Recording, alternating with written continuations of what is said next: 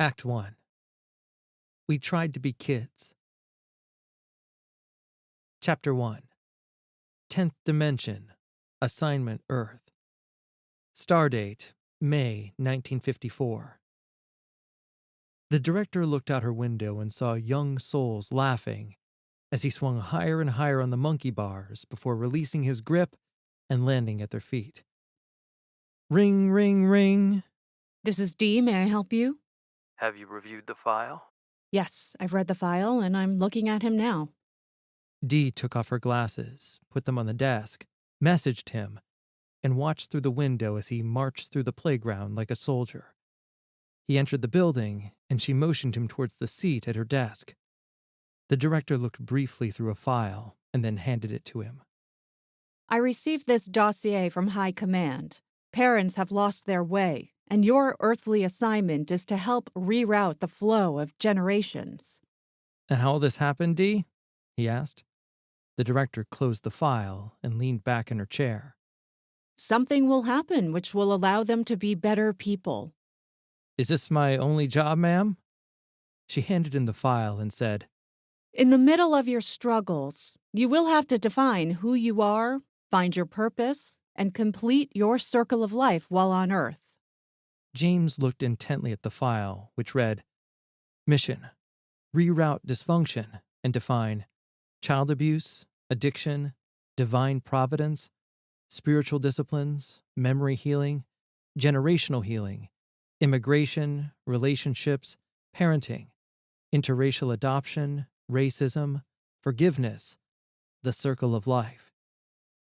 James nodded with a faraway look into the galactic stars. The director sighed. So, what do you think? Really? This scenario doesn't sound good, he said. Do you have anything else? Can I be extraordinary and stand on stage and win awards? I'd prefer to sign autographs. Sorry. The director said, smiling. High Command has assigned this mission to you. It's a great challenge and perfect for you. Not interested, ma'am. May I go now? The young ones are waiting. It's a hero's position, James. Oh, Dee. The hero's gig is not what it's cracked up to be. Statistics show that most heroes fail in the first 12 years, and it's been a pleasant visit. Let's do it again sometime. Very well. Dee said curtly. I'll inform High Command of your refusal. He closed his eyes, shook his head, and sighed.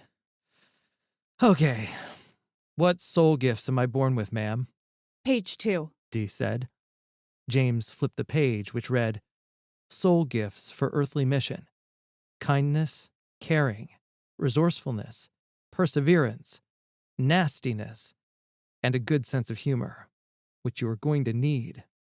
Nastiness? He asked. Yes. And please use with discretion, James. The young souls, will they be okay while I'm gone? Yes, James. But Dee cautioned him as he rose to leave. If your parents don't intercede and respond, you will be alone in a tragedy, and your circle of life will be damaged. Evil will try to destroy you.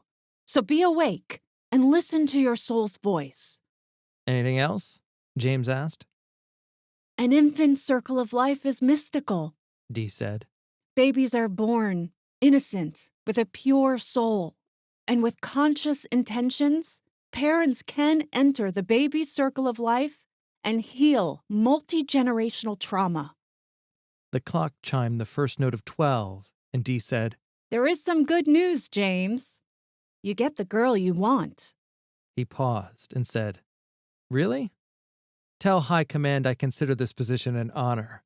However, I will interview numerous females and will not be impulsive. Dee smiled, looked at her smartwatch, and said, You must hurry, James. The High Command will be with you always. And from the window, she watched James say goodbye to the young ones and then enter the circle of life. Chapter 2. Profiled. Earth date, 1966. Dear Jimmy, I saw you first outside St. Albie's Church after one of the Sunday Masses. Your blonde hair was short, and your blue eyes twinkled like a little angel. The spring breeze ruffled your flowing white cassock like a porcelain figurine, and I wanted you for my collection. While I desired you, an elderly arm dropped over your shoulder and pulled you close. Next to the arm was a pendant necklace with a silver cross lying on top of an old blue sweater. I looked up and found myself eye to eye with Miss Hope, and she did not look happy. Instantly, I knew that she knew. One of my little friends had squealed. She slowly extracted the crucifix from her chest and held it facing me. Anybody watching would think it was a fidgeting habit, but I knew better. See you soon, Jimmy. Larry Creep. Chapter 3. Traumatized. Even after all these years, I wonder what went on in the mind of the man called Larry Creep. How did he justify what he did? What lies did he have to tell himself to live with himself? Or did he not care? The last thing I remembered before falling asleep the night before was my mom saying that a paper route was an excellent way to learn responsibility. Even though it was just once a week, I hated the idea because I had to wake up when it was still dark. I just knew monsters were hiding outside, and the last thing I said to my dad before I went to bed was that I was scared to go out so early in the morning. "Life is hard. Get used to it," Dad snapped. I stayed in the bedroom until I heard him slam the front door on his way out. I stood motionless in the quiet that followed, listening for the little sounds you hear when alone. I peered out the window down into the gangway between our house and the neighbors next door, and there was just enough light to see the sidewalk. I felt a little better and began to dress. Stepping out on the porch, I quietly closed the door behind me. The early morning chill brushed my face and curled softly around my body. The air was the only thing moving on the street, and I was thankful.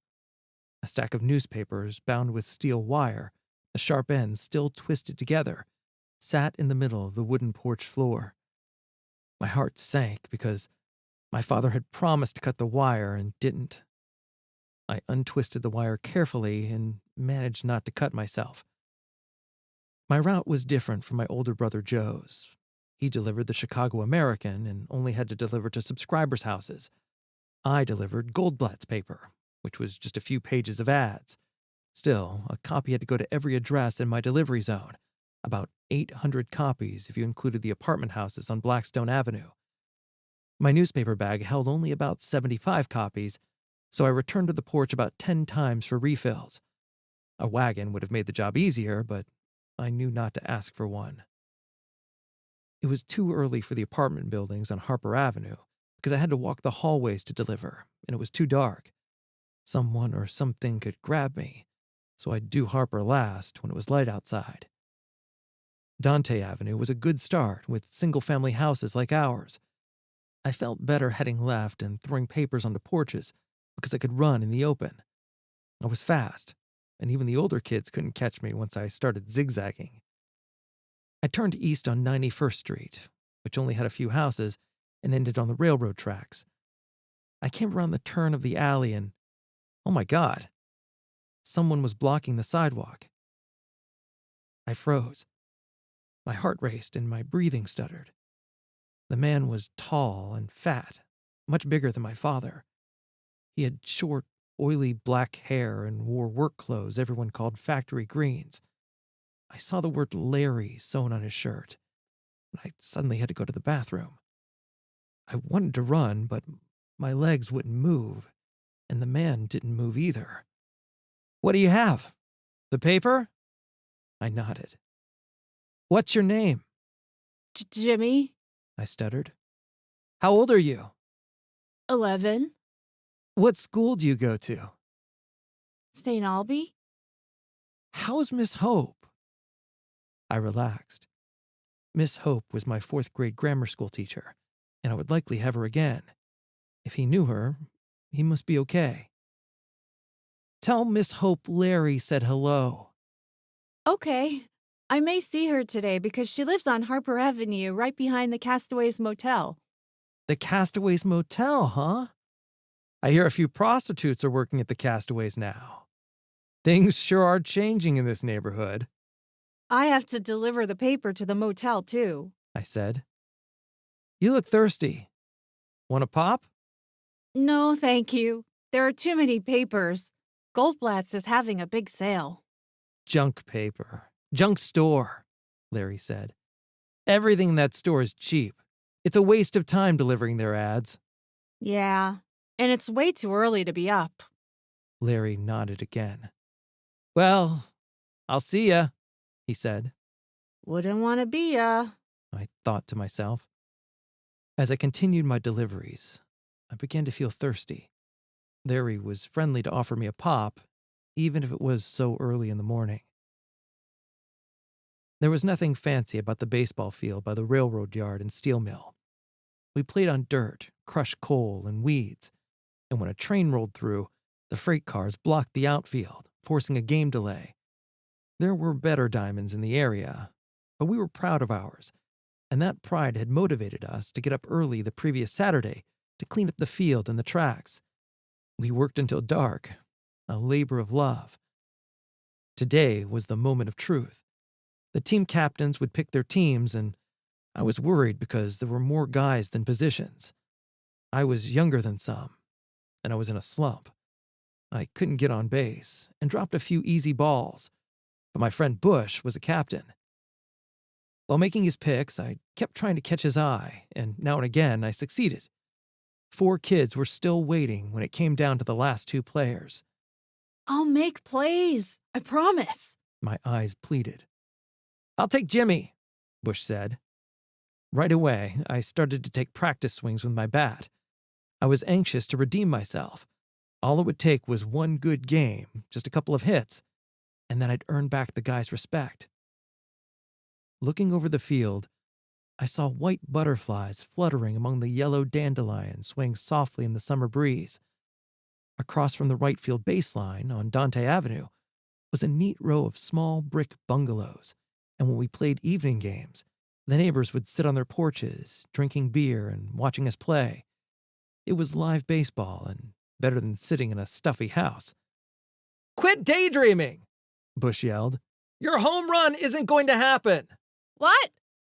Nobody's ever hit one over the steel mill fence. It's too far. By the way, you're playing right field.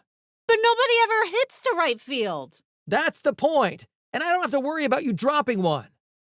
We took the field first, and I trotted out to my spot. Even though nobody ever hit to right field, I had to be ready. The first batter on the opposing team was Troy, a kid from the east side of Stony Island Avenue, who was always picked first because he could hit the ball. He took the first pitch, watched it go by, patted the mud off his shoes like a major leaguer, and surveyed the right field. He's going your way, Jimmy! Bush yelled. The second pitch came in. Troy swung late, and the ball cracked off the bat and was streaking down the first baseline. Bush screamed, "Foul!" and relaxed. Troy screamed, "Fair!" and ran toward first base. I couldn't tell which it was because it was too close to call. Troy rounded first, and Bush squared up to block him from going to second. Most of the fight started between first and second base, and I moved toward Bush in case of trouble. Go get the ball! Bush yelled. The ball sliced, hit the street, and rolled up Dante Avenue. When a ball got this far, it usually rolled under a parked car or onto one of the lawns, so I scanned the area looking for the baseball. When I didn't see it on the grass, I started checking under the cars parked on the street. The first time, there was nothing there.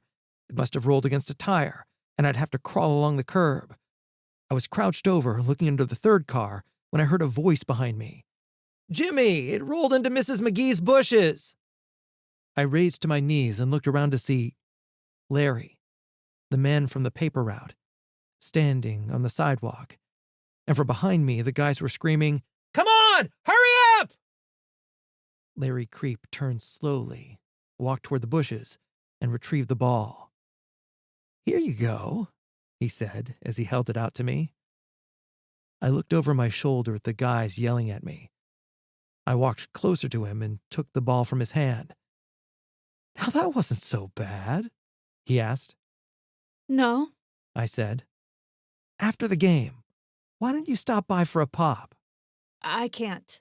I said, and tore back to the field, ball in hand. And as I ran, I felt thirsty and thought about the pop.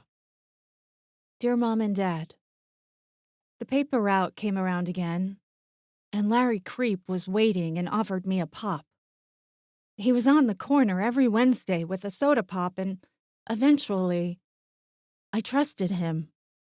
Yesterday, he invited me into his house to look at his fish, and I was thirsty and wasn't afraid of him anymore. I probably still had a chance to run, but I no longer thought about it. And that's why he knew I'd come into the house. I didn't understand he was going to hurt me. And I was still free of the agony that was about to begin. Wednesday was paper day, and the big day Larry Creep had been planning.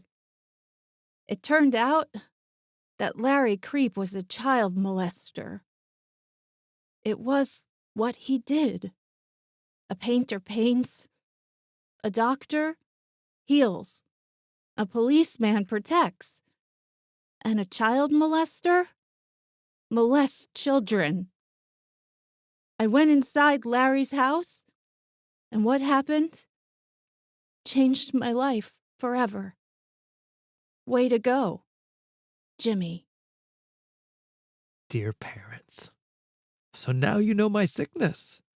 Watching, contacting, gathering information, securing trust, and I assault your children, reducing their thinking to a screeching tremor while their bodies shiver with fear. Sure, I know the consequences, because it happened to me. Once I was young and full of promise, but there was a man who was my teacher, and I'm only passing on what I learned. Besides, being my special friend means he gets treated better than at home, and I'm pretty sure he won't tell on me. His mother is having another baby, drinks, and his father works 12 hours a day in a factory. Jimmy's just another kid who needs someone to care about him, and that person will be me. I don't give a flying turd about Miss Hope's precious crucifix that she shoves in my face as if I were a vampire. She won't be able to prove a thing. None of them can. Somebody must catch a predator in the act. The child must testify in court, and the parents don't want to deal with it. Everyone decides to forget all about it and go home. Sex with a child is horrific for the child, but thrilling for me. Kids feel a combination of trauma and pleasure, which confuses them and creates addictions.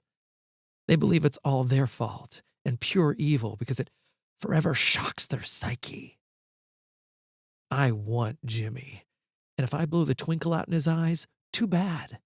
He might like it and return for more. I'm praying for that.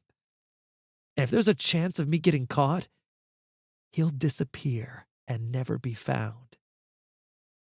Stay distracted. Larry Creep. Chapter 4. More terror. As soon as I left, I tried to figure out a way to get out of the paper route. I was scared, needed to survive, and didn't intend to ever go anywhere near Larry Creep's house. Time played a cruel trick on me that week. It was like sitting in school watching the clock, only to have it stand still until the end of the school day. And then time flew by so fast, like a blur, when I walked out the door. The week after that awful Wednesday, time behaved like it was after school. The week flew by because I didn't want it to, and I became more afraid and trapped as the upcoming Wednesday approached. Tuesday night, I laid in bed sweating because I'd been unable to think of a way to avoid the morning encounter with Larry. Then it came to me. A simple plan that I laughed at myself for not thinking of sooner. I must have drifted off to sleep because the next thing I knew, the sound of the paper truck woke me up. The driver yelled our home address, and a man in the back rattled up the truck's metal cargo door and jumped out. He dragged the bale of papers up our steps and heaved it onto the porch, which landed with a boom. The unloader clumped back down the stairs, hopped on the truck, and pulled down the cargo door as the truck sped off, gears grinding. I stayed in bed a little longer until my father's alarm clock went off, and he came to the bedroom door after a few minutes. "You up?" Yes. I said, and asked him to please cut the wire for me. I could hardly breathe as I waited for him to leave the house. I kept telling myself that all I had to do was hide the papers and everything would be fine. It's not like people look forward to a newspaper full of ads. I dressed slowly and didn't leave my room until I heard my father walk out of the house. Then I walked to the front door and looked out onto the porch, and Dad didn't cut the wire again. I sat down next to the papers, trembling. My plan didn't seem so simple anymore. Where to hide them? I had to decide because it was getting light. Under the porch? No. Somebody might find them there. In the sewers? No. Bush and I had tried lifting a sewer hole cover a few weeks ago, and the two of us couldn't budge it. I couldn't do it alone. Finally, it hit me. The garbage cans in the alley. No one would notice them there. I tried to lift the bundle, but it was too heavy. I pushed it to the edge of the porch and gave one more shove. The pile tipped, rolled down the 5 steps, and landed on the sidewalk. Moving the papers over a concrete sidewalk was more complicated than sliding them on the smooth wood deck of the porch. I took a shortcut across the grass and pushed them to the gangway along the side of the house. I flipped them by squatting like a catcher, putting my hands under one corner of the stack, lifting straight up, and then pushing with my whole body. But after 4 or 5 rolls, I was no farther than the front corner of the house. The dim gangway ahead looked like a mile-long tunnel, so I took as many papers as the bag would hold. I should have thought of this earlier because if anyone saw me, it would look like I was delivering them, and I could sneak down the alley and hide the papers in the garbage cans. I began to untwist the wire, but my hands were sore from pushing the bundle around. Slam! My heart jumped. A car door shut out in the street. What if someone saw me? Furiously, I worked at the wire until it unraveled, then ran back to the porch for my bag.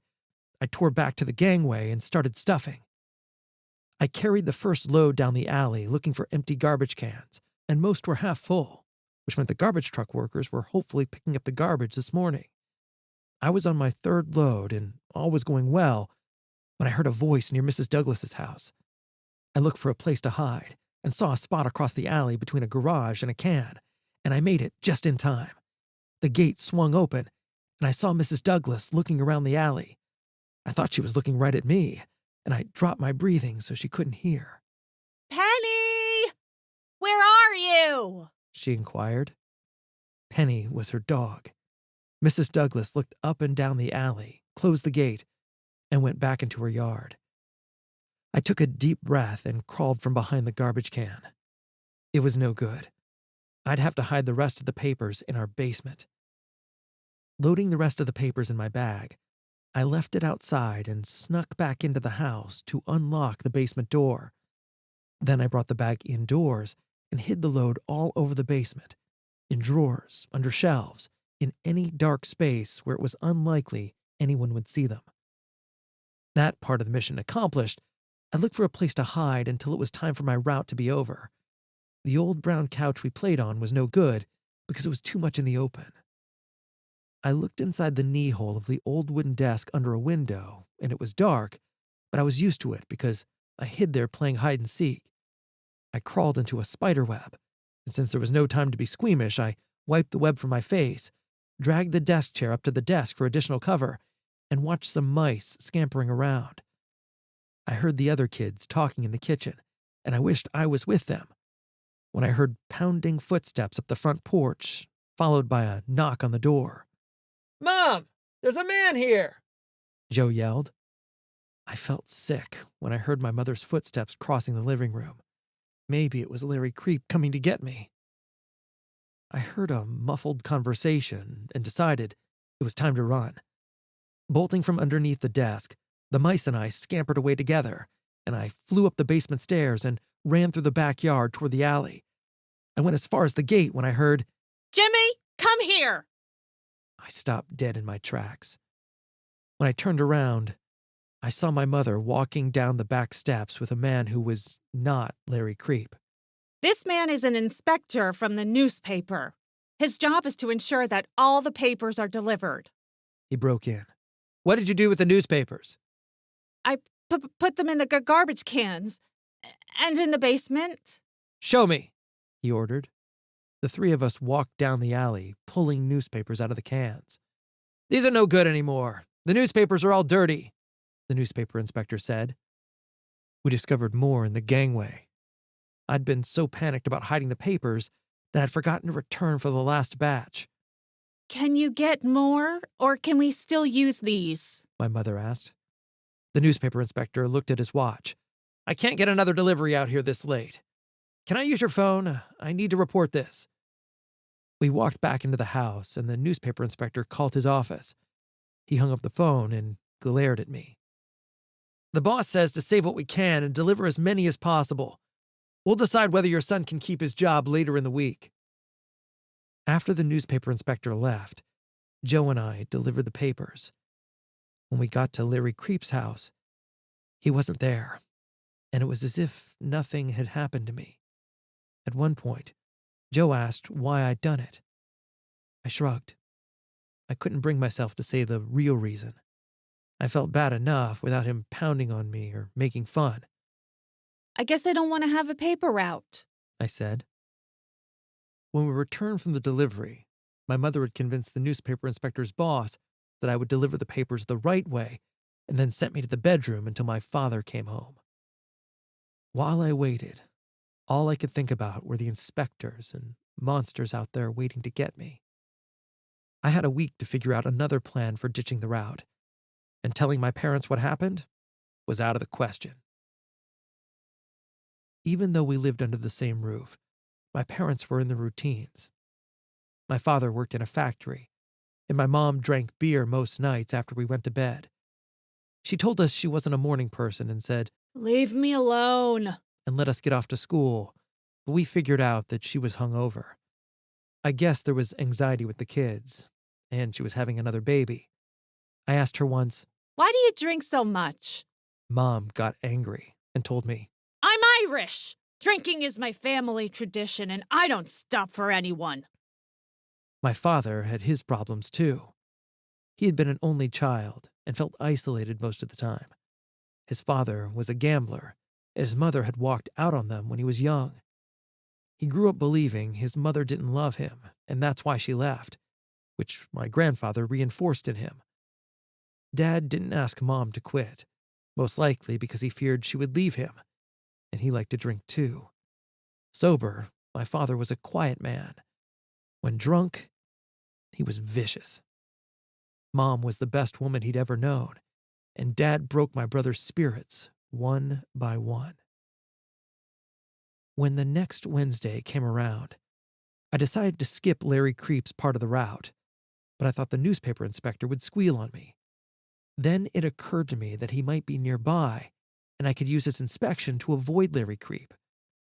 I stood at the corner staring at Larry's house and realized the newspaper inspector was not coming to my rescue, and no one was going to save me.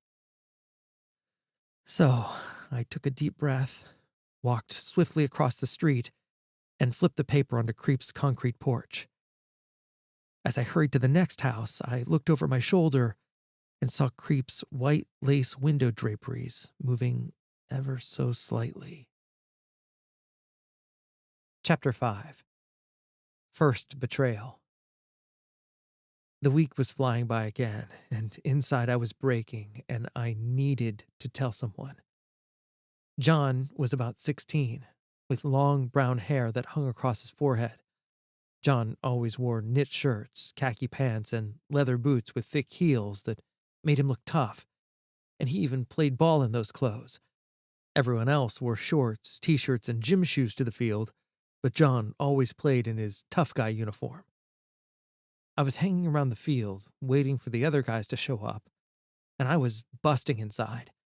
I needed to tell someone about Larry Creep, and I needed to be protected. and I thought I could trust John. I was standing there when suddenly it just came out. John, this man on my paper route touched me. What do you mean by that? He grabbed me and made me take my pants off. Have you told anyone else? He asked. No. Who is it? Larry, that guy who lives over on 91st Street. John became very quiet. Finally, he said, "Don't worry about it. We'll fix him. We'll talk to him tomorrow." My horror must have been evident because he said, "You don't have to be afraid, and nothing bad will happen. I'm going to tell him to leave you alone." Are you sure? I asked. "Don't worry," he said. As we approached Larry's block, I felt braver and protected, and I thought that John would scare Larry Creep once and for all.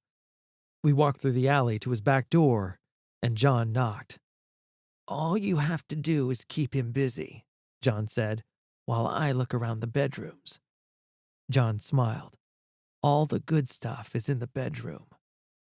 The back door swung open before I could ask what he meant.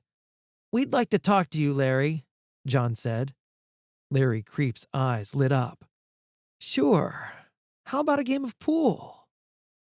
We went down to the basement, and I watched Creep rack the balls, and John picked out a pool stick and chalked it confidently. They both missed their shots when John said, "I need to use the bathroom." "It's upstairs," Larry Creep said. John strolled up the stairs, never glancing back. Larry Creep put down his pool stick and hurried towards the couch where I was sitting. I sat paralyzed with fear as his big body knelt, and he touched me at my pants zipper, and he was breathing quickly, his foul breath in my face. "I've missed you, Jimmy. I've waited for you to come back. You know this is what you want. People just don't understand. Your father will get angry and love your brothers more." I heard his zipper open, and at the same time, the toilet upstairs flush. Larry Creep hissed in frustration and whispered, "Come back later." John came down the stairs quickly, smiling from ear to ear. "Thanks for the pool game, Larry. Jimmy, we must go." He grabbed my hand, pulled me off the couch, guided me up the stairs, and yelled, "Thanks again, Larry." Safely outside, John bragged, "That was perfect! Man, oh man, was it perfect!" He reached into his pants pocket and pulled something out. "What do you think?" he asked me. And before I could answer, he continued, "Do you think they're worth a lot?" What was perfect? I yelled. "The bathroom was between the bedrooms. When we went downstairs to play pool, I looked for the bathroom, and when I didn't see one, I knew I was home free. I saw how he looked at you, so I asked him to use the bathroom. When I went upstairs, I slipped into one of the bedrooms and found these 2 rings in a drawer." He held 2 diamond wedding rings in his hand, and they looked like the rings my mother wore. I didn't know what to say at first. Finally, I asked, What will happen when Larry Creep discovers you stole his rings? "We stole the rings, Jimmy. You were here too. And you'd better not say anything, or we'll both go to jail. No matter what, we were never here. Besides, he'll never say a word because of what he did to you, and the cops will throw him in jail. It's a perfect crime." Chapter 6. Top of the world, Ma. I ditched the whole paper route on Wednesday and didn't try to hide it. I walked outside, took the papers, threw them away, and then walked back into the house and slept on the basement couch. A few hours later, the newspaper inspector appeared and told my mother that the newspapers were all over the alley.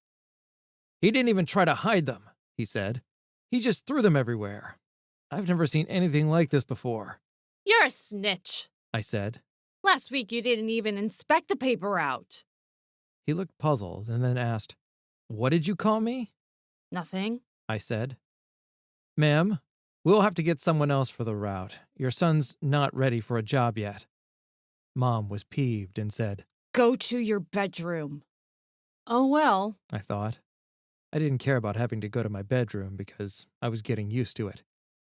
I watched from the window as the newspaper inspector ran around the alley grabbing newspapers, most likely trying to keep his job. As he closed in on one, the wind picked it up and blew it away, and I muttered in a low voice, Ma'am, we must get someone else for the route. Oh no! I countered in a shrill voice. Anything but that. He looked at me in the window, and I faked a roaring laugh so he could see it, and proclaimed, I bet you get fired for this one. He stared at me in disbelief, and I grinned and shot him the middle finger. I hated the newspaper inspector because he didn't do his job. He should have been inspecting the route delivery. If he was, he could have stopped Larry Creep. Maybe his inspector would catch him ditching his job, and he'd get fired too. Possibly the inspector of the newspaper inspector also had an inspector who was the main inspector. I hoped he got fired too. Suddenly, my father's face came to mind because Dad was the main inspector in my family, and he'd be home for dinner soon. After a while, I became super scared because something terrible was about to happen, and I began hoping I'd only get whacked with the short hairbrush. Mom hadn't performed the deed yet, so my dad would dish it out, and hopefully he wouldn't ground me because Mom would have to listen to me moan about wanting to go out. Perhaps if he jailed me, it would be like sentencing her too. I watched a gangster film called White Heat during our previous prison term together, and when my mom came into the room, I'd leap on the living room chair with my arms straight up and yell, On top of the world, Ma! just like Jimmy Cagney in the movie. Mom laughed, and that was all I needed. I kept it up the rest of the afternoon, driving her crazy. When my father came home that night, I heard them whispering in their bedroom, and then he said I could go out the next day. Maybe that tactic would work again. I sighed heavily, opened the bedroom door, and saw my mother washing dishes at the sink. Mom, can I at least come out of the bedroom? I asked. No. Get back in there until your father comes home. Please, Mom? Just let me watch TV? No. But she sighed, and I knew I had her. I'll be good. The movies are on. On top of the world, Ma! She smiled and said, Okay.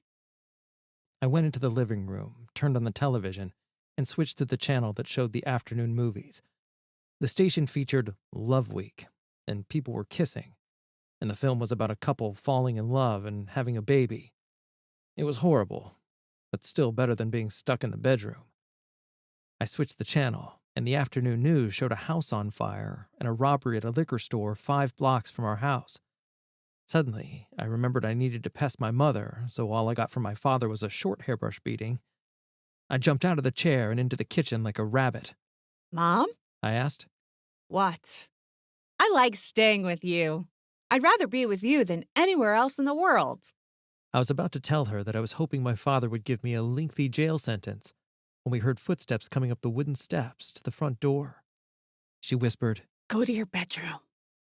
I ran to the bedroom and dove onto the bed. I waited forever and heard my father's heavy footsteps coming down the hallway, and the door flew open.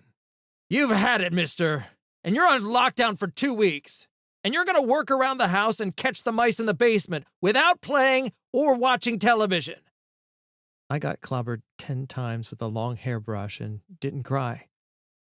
After it was all over, I became angry because telling my parents about what happened with Larry was not an option.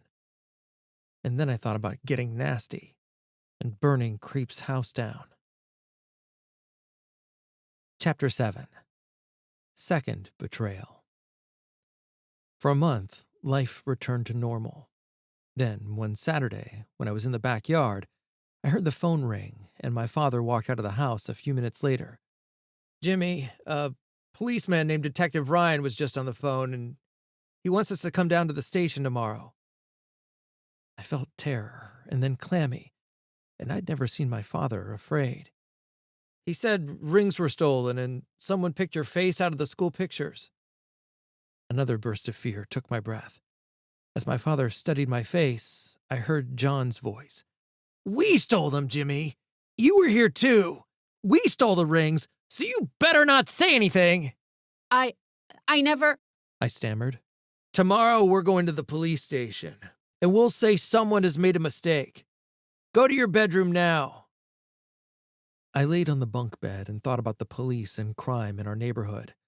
Stony Island Avenue was a main thoroughfare into Chicago for travelers from the southern part of the United States. The street was filled with tiny motels where traveling salesmen would sleep overnight. The first motel to change was the Castaways, where the owner allowed a pimp to sell prostitutes for public consumption. Unfortunately for Miss Hope, the motel sat across the alley from where she lived, and she always planted flowers along the back fence. I wondered if she could garden because of the pimp at the Castaways Motel. I thought the coppers should be more concerned about actual crime than Larry Creep's stupid rings. The more I thought about it, the angrier I got, especially about Miss Hope. It wasn't fair. My dad hated what was happening to the neighborhood too, and he didn't believe I was a thief. I felt we were on the same side for the first time in a while, but that quickly vanished when I remembered the whole situation. What about Larry Creep molesting me? Did they know about John? Was Larry Creep going to be at the police station?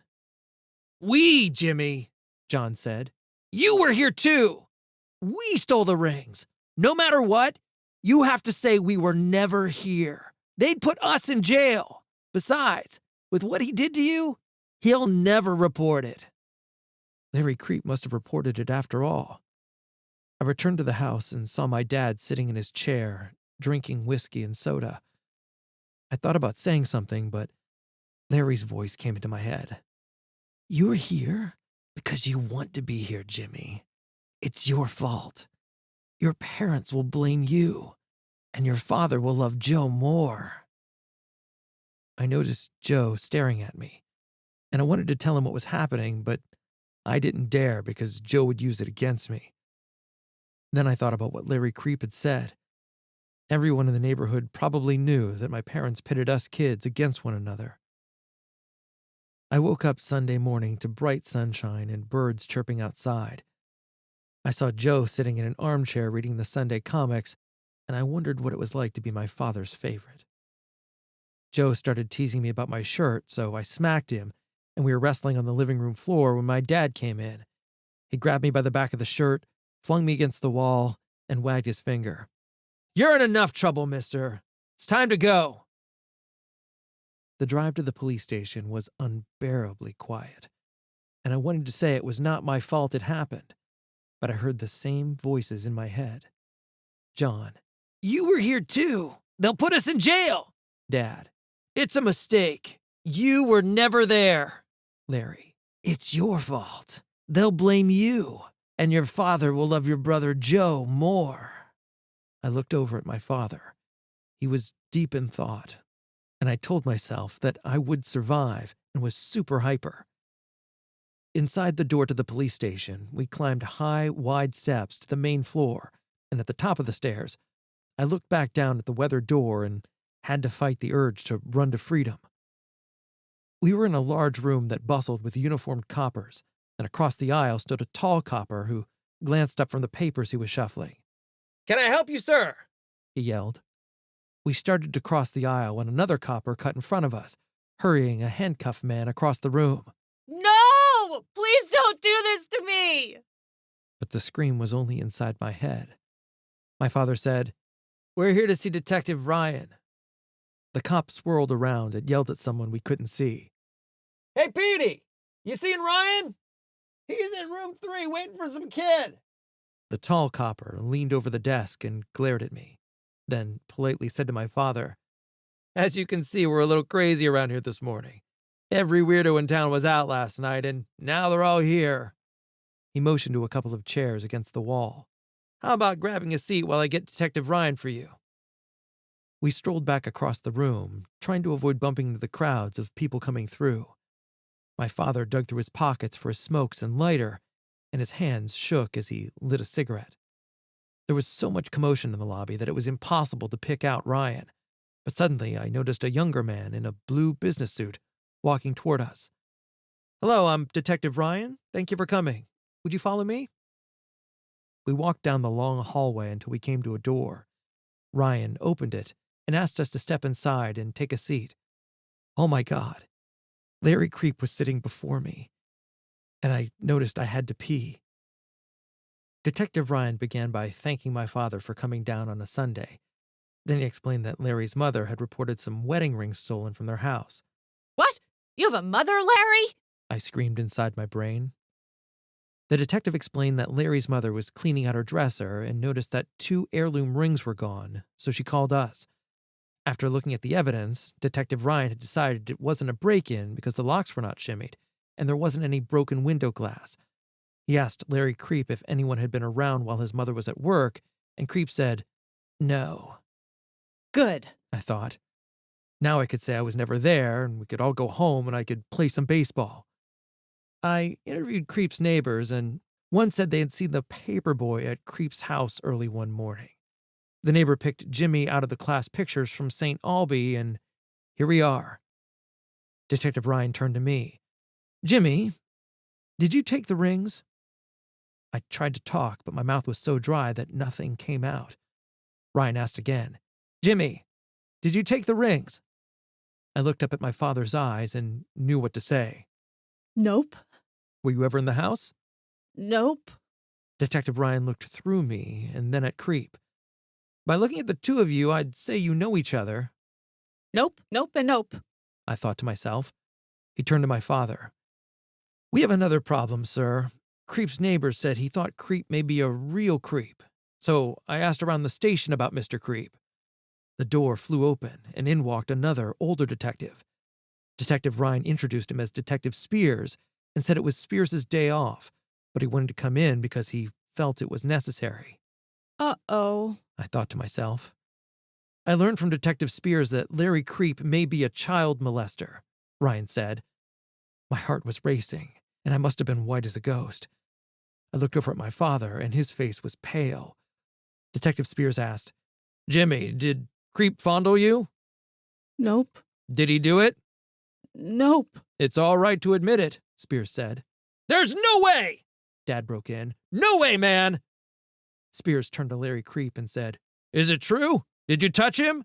No," Larry Creep stuttered. My father kept repeatedly saying, "No way! No way!" "You should have waited for me," Spears said. "Jimmy has already said he wasn't there and has already lied." And then turned back to me. "Jimmy, please tell us the truth. Don't worry about the rings. Mr. Heaney, calm down and please listen. Your son was assaulted, and if he admits it, we can put Larry Creep in a sick cell and get some help for your son." "My son doesn't need help." "We can give him a lie detector test, with your consent, of course, and we will find out." My father began to stutter, and I couldn't bear it and shouted over everyone. Why don't you leave my dad alone and do something for poor Miss Hope on Harper Avenue? She can't garden because of the pimp at the Castaways Motel. There are hookers everywhere. The room suddenly became hushed, and everyone was staring at me. "A lie detector will not be necessary, Detective." "May we leave now?" "Yes, but here's my card if you change your mind." As soon as we got back in the car, my father said, "That's it, Jimmy. We're through." He was looking ahead and not at me. "I knew a guy." His voice trailed off. Then he cleared his throat. "And he ended up a queer. You've always reminded me of him." I nodded, relieved that we were through at the police station and happy that the detectives would help Miss Hope. It wasn't until we were almost home that I realized that what he meant by "we're through" was not about visiting the police station. He was talking about us, and I felt a nuclear eruption and wanted to torture and kill him. Chapter 8. We tried to be kids. Mysteries of the Soul. 1. Believe in God like a child. 2. Believe that God is more powerful than your problems. 3. Pray for strength to live God's will. 4. Live your life honestly and morally. 5. Share your wrongdoings with a close friend. 6. Right the wrongs you've done to others. 7. Find someone to help in all situations. 8. Experience God's healing, knowledge, and purpose.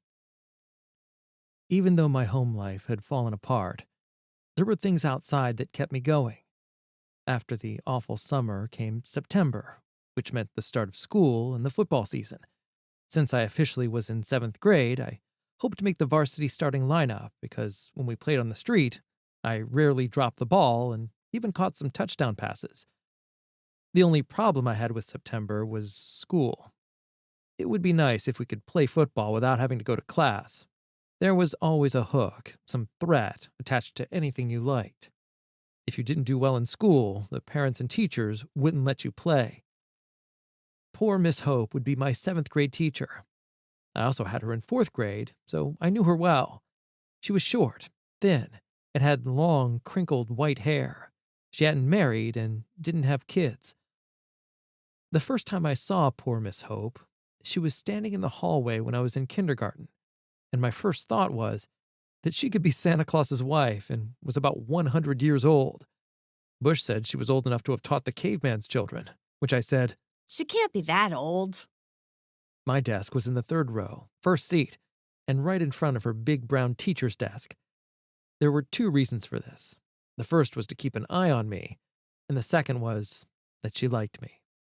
I loved the attention she gave me, and I'd get excited, and then the class would laugh and get out of control. She would get flustered, and her wrinkled little hands would start shaking. Some days I'd just be quiet because I was tired or bored, and she'd ask, Are you okay today? Thomas J. Babushio was my best friend. Thomas came from a long line of relatives who were nicknamed Bush. His father was a Bush, his uncles were called Bush, his brothers were called Bush, and his cousins were called Bush. Every male was called Bush, and the reason for this was because right in the middle of their Italian last name was 4 letters spelled Bush. All the Bush cousins had a mother called Connie, too. One time, Connie called Bush from the kitchen, and when she did, everyone stopped talking to recognize which Connie was calling which Bush. After the pause, Bush's dad said, Bush, go see what your mom wants, and bring me a cannoli on the way back. Well, Bush had a different point of view on football because he was in 8th grade. School has girls, Jimmy, and that's not such a bad trade-off. Now go out for a pass. I ran deep down the street, just short of a blue Chevy, turned and stopped on a dime, and Bush threw a perfect pass that looped into my gut. Touchdown! I yelled, and trotted back toward Bush, and when I got closer, I heard the cheerleaders practicing over in the parking lot. Bush heard them too. Come on, he yelled, and we ran closer to listen better, and I trotted after him reluctantly. When we got there, the girls were practicing their cheers. 2, 4, 6, 8. Who do we appreciate? St. Albee! St. Albee! The girls jumped up and down, then went into a huddle and stepped out into a new formation. I like this one, Bush whispered. Why? I asked. Because you find out which girl likes you. I didn't catch on and began to ask another question. Listen, he said sharply. The 8th grade girls started screaming, Bush! Bush! He's our man! If he can't do it, no one can! They repeated the chant twice, and one girl jumped out in front and did a solo the 3rd time. Bush explained that whoever did the solo had picked the boy's name because she liked him. I rolled my eyes. Jeez, let's go play some catch. But Bush wanted to find out who liked him. It turned out to be Linda Henry. Next, the cheerleaders started on the 7th grade players, which meant me. Bush nudged me, laughing. I said, Oh, brother. but I was interested to find out who'd picked my name. Bobby Seward was the one who finally jumped out of the formation to chant, Jimmy, Jimmy, he's our man. If he can't do it, no one can! I turned around because I couldn't bear to watch. Come on. I said, tugging on Bush's arm. He didn't budge, so I had to stand there, embarrassed, waiting for all the cheers to end. Bobby Seward stood in the right corner of the lot, surrounded by all her girlfriends, and she was laughing and staring at me. I could have died. Can we go now? I pleaded. Okay, Bush said. Go deep for a pass. I ran straight, looped to the right, turned, and saw Bush cock his arm and throw. The ball sailed high and a little too far to the right. I picked up speed, stretched, and caught the ball on my fingertips, pulling it close to my stomach. Yes! I whispered to myself. A cheer went up from the girls as I continued to run around the corner of the building that separated me from them, and I ran up the street, breaking tackles and scoring an imaginary touchdown. I saw Bush running behind me, and as he approached, I heard him sing-song. "Jimmy, Jimmy, he's our man. If he can't do it, no one can." That's the stupidest thing I've ever heard. "Oh, come on, Jimmy. You've got to admit, it's fun." I denied it, but I couldn't help remembering how Bobby looked at me as she stood giggling with her friends, and I wanted her to be my girlfriend. Chapter 9. It wasn't my fault. The boys and girls had discovered one another, and there was a special feeling in the neighborhood, and I got caught up in it. All the guys had a girl who liked him, and we liked them back, and the girls managed the whole thing, starting with personalized cheers. Some girls were prettier than others, but it didn't matter because a girl liked you, which felt good, and I was in love with Bobby Seward. After every football game, there would be a party at someone's house. Typically, the boys would hang out on one side of the basement area, and the girls would giggle among themselves on the other side. When enough time went by, and after plenty of prodding, one of the boys would ask his girl to dance. The first one to plunge would be Bush because he was our quarterback and leader. After he broke the ice, we would all ask the girls to dance, but it would be time to go home by then. For the week following the party, our heads would swirl with talk of the girls in our lives. Girls were all new to me, and as a result, I wanted to look better and dress more neatly. St. Albee students wore uniforms, which meant navy blue pants, blue shirts, and ties for the boys, and wearing non-uniform pants was not allowed. Each year, my mother would reduce the waist in Joe's old pants and take up the bottom length so I could wear them. And Mom tried, but they never fit me right. The hand-me-downs from Joe were too loose at the waist and dragged on the ground. They had no crease down the leg and just hung open, and I was stuck with them. One day, my grandfather stopped by and announced he was taking us shopping for pants. At first, my father protested, saying it wasn't necessary, but he looked at what we were wearing and reluctantly agreed. Unfortunately, our first stop was at a store with navy pants matching our uniforms. More blue pants? I cried. "Your dad said they have to match your school shirts," my grandfather said. But look at this pair of green pants, Grandpa. Can I at least try them on? "Your father said blue." He selected a pair of blue pants from the rack, and I went to try them on. And while in the dressing room, I decided I didn't want them. Everyone agreed on how well they fit, but I kept drifting over to the rack with the green pair while my brothers tried on their pants. My grandpa eventually gave in, and on the way home, I kept pulling my pair out of the bag and admiring the green color and the crease down the middle of the leg. "Dad is going to kill you," Joe whispered. "You know you were supposed to get blue." When we got home, my father just shook his head. "He can't even wear them to school. The only time he could wear them would be to church on Sunday. We'll have to take them back." "We can't," my grandfather said. "They were on sale." I kept trying them on during the weekend when no one was around. Over and over, I'd put the pants on to admire how neatly the creases fell onto my shoes. When Monday rolled around, I decided wearing them to school would be worth getting in trouble over, and Bobby Seward would like me more. Monday would be a great day. When I got to the playground the following day, all the guys from the football team were there. Aren't they nice, Bush? I asked. "Wait until poor Miss Hope sees them. She's not going to think they're so nice." The school bell rang, so we all headed for the doors, and I kept looking down at my pants and the beautiful crease in my leg. As I walked, the bottom tip would bounce and hit the top of my shoe. We huddled through the doors, and poor Miss Hope didn't notice.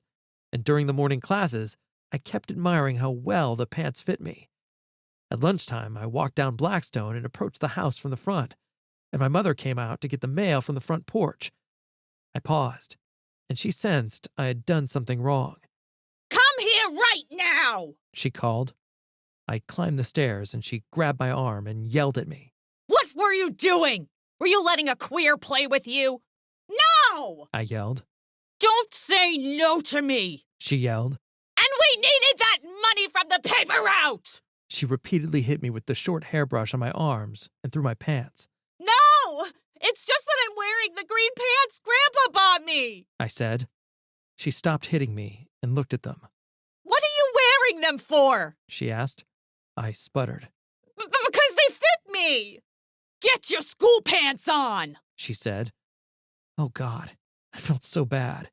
It was months since the visit to the police station, and suddenly Mom brought up Larry Creep, which meant she blamed me. Creep was right. But how could I be to blame when I didn't want the paper route? I wasn't looking for a way to meet Larry Creep, and I didn't know they needed the money. None of this had been my idea. It's all Dad's fault! It wasn't my fault! I yelled at Mom. As I changed my pants, I realized I needed to protect myself because my parents would never admit they were wrong about anything. So I fought back. Chapter 10. Something Wonderful. Mom gave birth to a baby boy, and he was named Tommy. Life seemed better for Mom for a while, and she loved Tommy. I'd watched her talk to him, cuddle him, and wondered if she was like that with all the kids.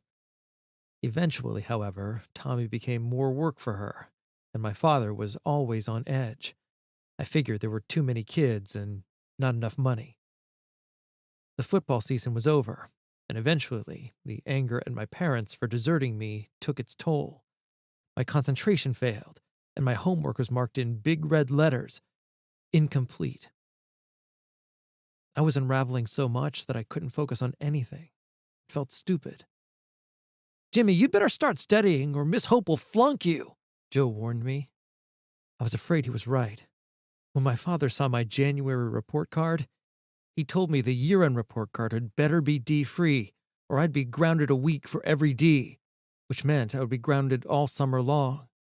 Why don't you start studying? Joe asked. I do, but I don't remember what I read, and it's too late. The year is almost gone. Maybe Miss Hope will give me C's. If I planned to succeed, I'd have to sit in my seat and be quiet like a mouse. I'd be different, and even try to answer a few questions. Hopefully, poor Miss Hope would see I wasn't misbehaving and give me C's. I overheard her say to another teacher, There are no bad children, only bad parents. And I was banking on her remembering that as I approached her at lunchtime. Miss Hope, I began. I thought you might need someone to help you clean the chalkboards after school today. You know, Mr. Collins does that when he cleans the classrooms. Maybe I could empty the wastebaskets? He does that too. Well, I know he doesn't carry your books to your car. Jimmy, if you had studied, you wouldn't be in this predicament. What's a predicament, Miss Hope? I asked, trying to be cute. A predicament is a difficult situation, she said. Kind of like me having to stay in all summer long because I'm getting grounded for D's and F's? I asked. She nodded. Exactly like that. Couldn't you give me all A's so that wouldn't happen? I promise I'll do better next year. I looked up into poor Miss Hope's tired, wrinkled face. I wanted to reach out and touch her white hair. It was stiff with hairspray, and her wire-rimmed glasses had slid down her nose. Jimmy, it's not a matter of you doing better next year. You didn't learn what you were taught this year, and you can't understand next year's lessons without passing this year's classes. That sounds horrific, Miss Hope. I want to say that you've been the best teacher since the beginning of time. That's what somebody said anyway. I know who said it, and I'll deal with him later, she said, and glared. How are things at home? She asked. My eyes hit the floor, and I let out a big sigh. I gotta say, I don't like being there much. Jimmy, I know what happened with Larry Creep, and it's been hard for you. Do the best you can, and we'll see what happens, she blurted out. That's great, Miss Hope. I'm counting on you and praying for A's. She hugged me and told me to run along and eat my lunch. Miss Hope knew? As I walked home, I remembered an odd thing that had happened a week earlier when she told me a weird story about heaven. Jimmy, She said, I want you always to remember your story. Once upon a time, in heaven, the director of earthly assignments sat behind stacks and stacks of paperwork when suddenly the red smartphone rang. Ring, ring, ring. May I help you, God? Yes, God, of course. I'll find Jimmy right away. The director looked out her window and saw you in the playground, swinging upside down on the monkey bars, with your legs wrapped around the top rung, as the younger souls stood at the bottom laughing. The director took off her glasses, put them on the desk, and instant messaged you. You looked at your smartwatch, trotted through the playground like a soldier, and entered the director's office. The director looked through a file and said, "The young couple who will be your parents have lost their way. Your earthly assignment is to help them." "And exactly how am I going to do that?" you asked. The director closed the file and leaned back in her chair. "Love them. But there's no guarantee your parents will respond. It's their free choice. But do it anyway." You nodded and asked, "Is this my only job, ma'am?" "There's more, and it will be a challenge, Jimmy. In the middle of life's difficulties, you'll have to define who you are and your purpose on Earth." You nodded again with a far-away look into the galaxy. After pausing, the director asked, "So, what do you think, Jimmy?" "May I take a day to prepare?" you asked. The director looked at her smartwatch and shook her head no. "You need to be born now." You closed your eyes and asked, "What soul gifts do I have to take with me, ma'am?" "A kind heart, resourcefulness, and a good sense of humor, which you'll need." I don't know. It doesn't sound good," you said. "Do you have anything else? Can I be a great artist?" "Nope," the director said. "This is all we have available. It's going to be great, and you'll love it." "Ugh. May I say goodbye to the young souls?" "Of course," the director said.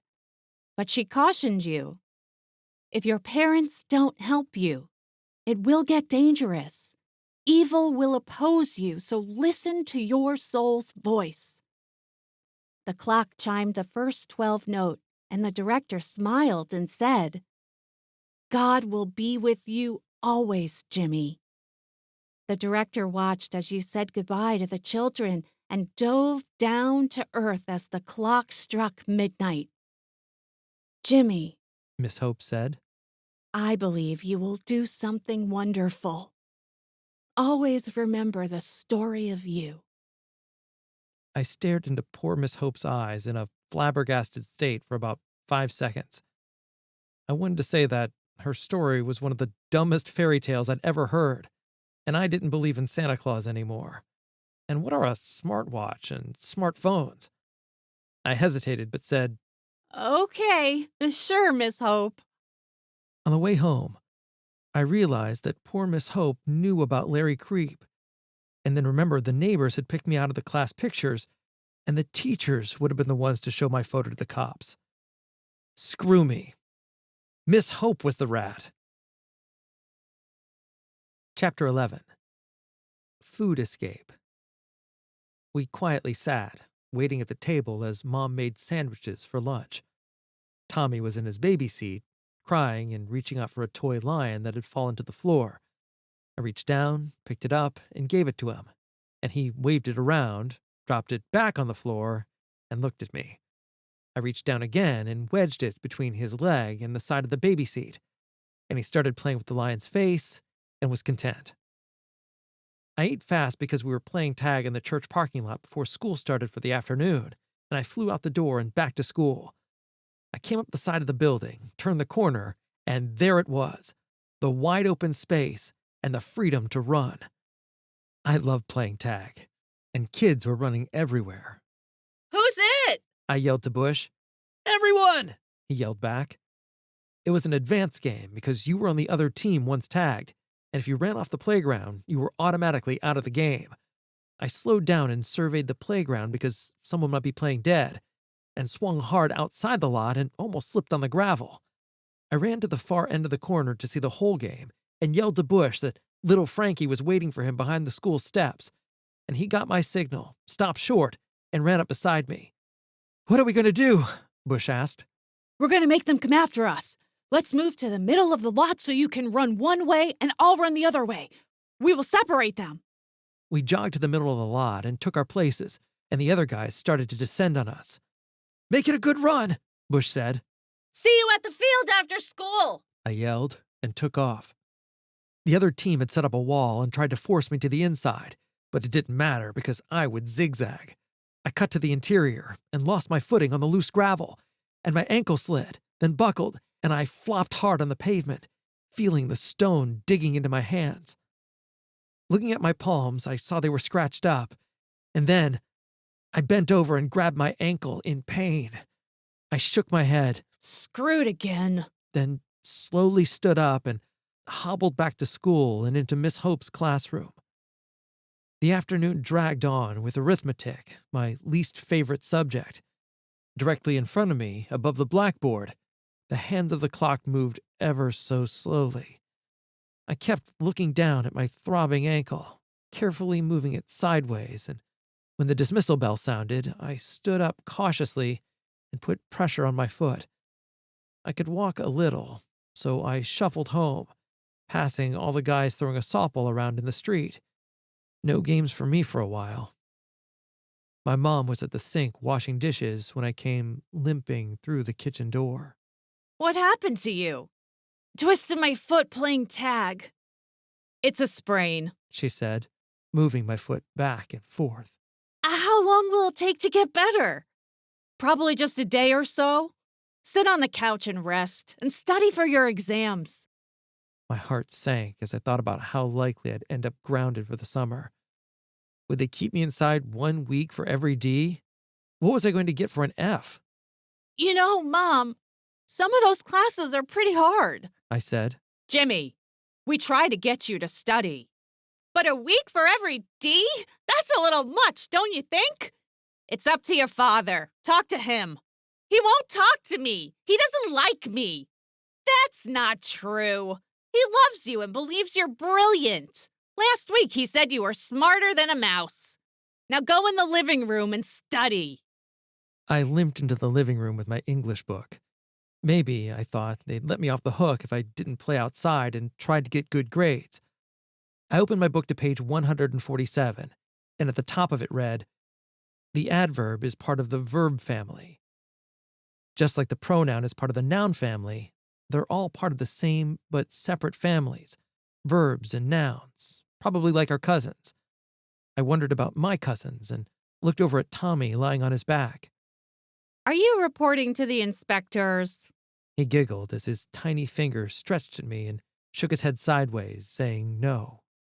"That's a good little brother. We must stick together. If we don't, the newspaper inspectors will get us all." Mom yelled from the kitchen. Jimmy, leave Tommy alone so he can nap and keep studying. I glanced at Tommy. He was starting to move around on his blanket. I had heard a story about a baby dying unexpectedly because the baby turned over and went face down into the blanket and suffocated. I reached down and picked him up, hugged him, and thought, "That's not going to happen to you, little brother." How soon until we eat, Mom? She came to the kitchen doorway with a glass of whiskey. It's only 5 o'clock. Not for an hour. 5 o'clock. It was the same every day, and I hated it. She would be drunk in 20 minutes. My father got home every day at 5:40, so we never saw her sober during the week, and every day he missed it by 20 minutes, which aggravated him. She was a great mom from 3 to 5 in the afternoon, but she became disgusted with her life after 5. We all tried to please Mom, hoping we could pull her out of the deep end with love and good deeds. But nothing we did was good enough for her, and I learned that when it came to my mother's affection, we were no match for the alcohol. Her mood swings conditioned us to be careful, making me sad and mad. I hobbled out to the front porch holding Tommy and smelled the beginning of summer and the scent of the grass. I loved that smell. It meant baseball season. Let's play ball! I yelled to some guys on the corner. Jimmy! Keep studying! It's almost exam time! My mother yelled as she walked down the basement stairs. My heart sank as I thought about the weeks of grounding that were almost certainly in my future. I went back into the house, laid Tommy on the couch next to me, and opened my math book. I started reading about quarts adding up like a gallon of ice cream. I glanced over my shoulder at the refrigerator. I looked down at my book and saw that it said that there were 128 ounces in a gallon. Unless there were only a couple of scoops left, nobody would notice 3 or 4 ounces missing out of 128. I looked down at Tommy, who had dozed off in a nap. I then hobbled to the kitchen and pulled out the vanilla ice cream carton, which read, 1/2 gallon, 64 ounces. I might get caught if I ate 2 ounces of ice cream from a 1/2 gallon. But when I opened the carton and saw how much was left, I realized that nobody would notice an ounce or two. I reached in with my fingers, took a big swipe, put it in my mouth, and then decided that arithmetic homework wasn't dreadful. I then heard a thud from the living room, and at the same time, my mother was on her way up the basement steps.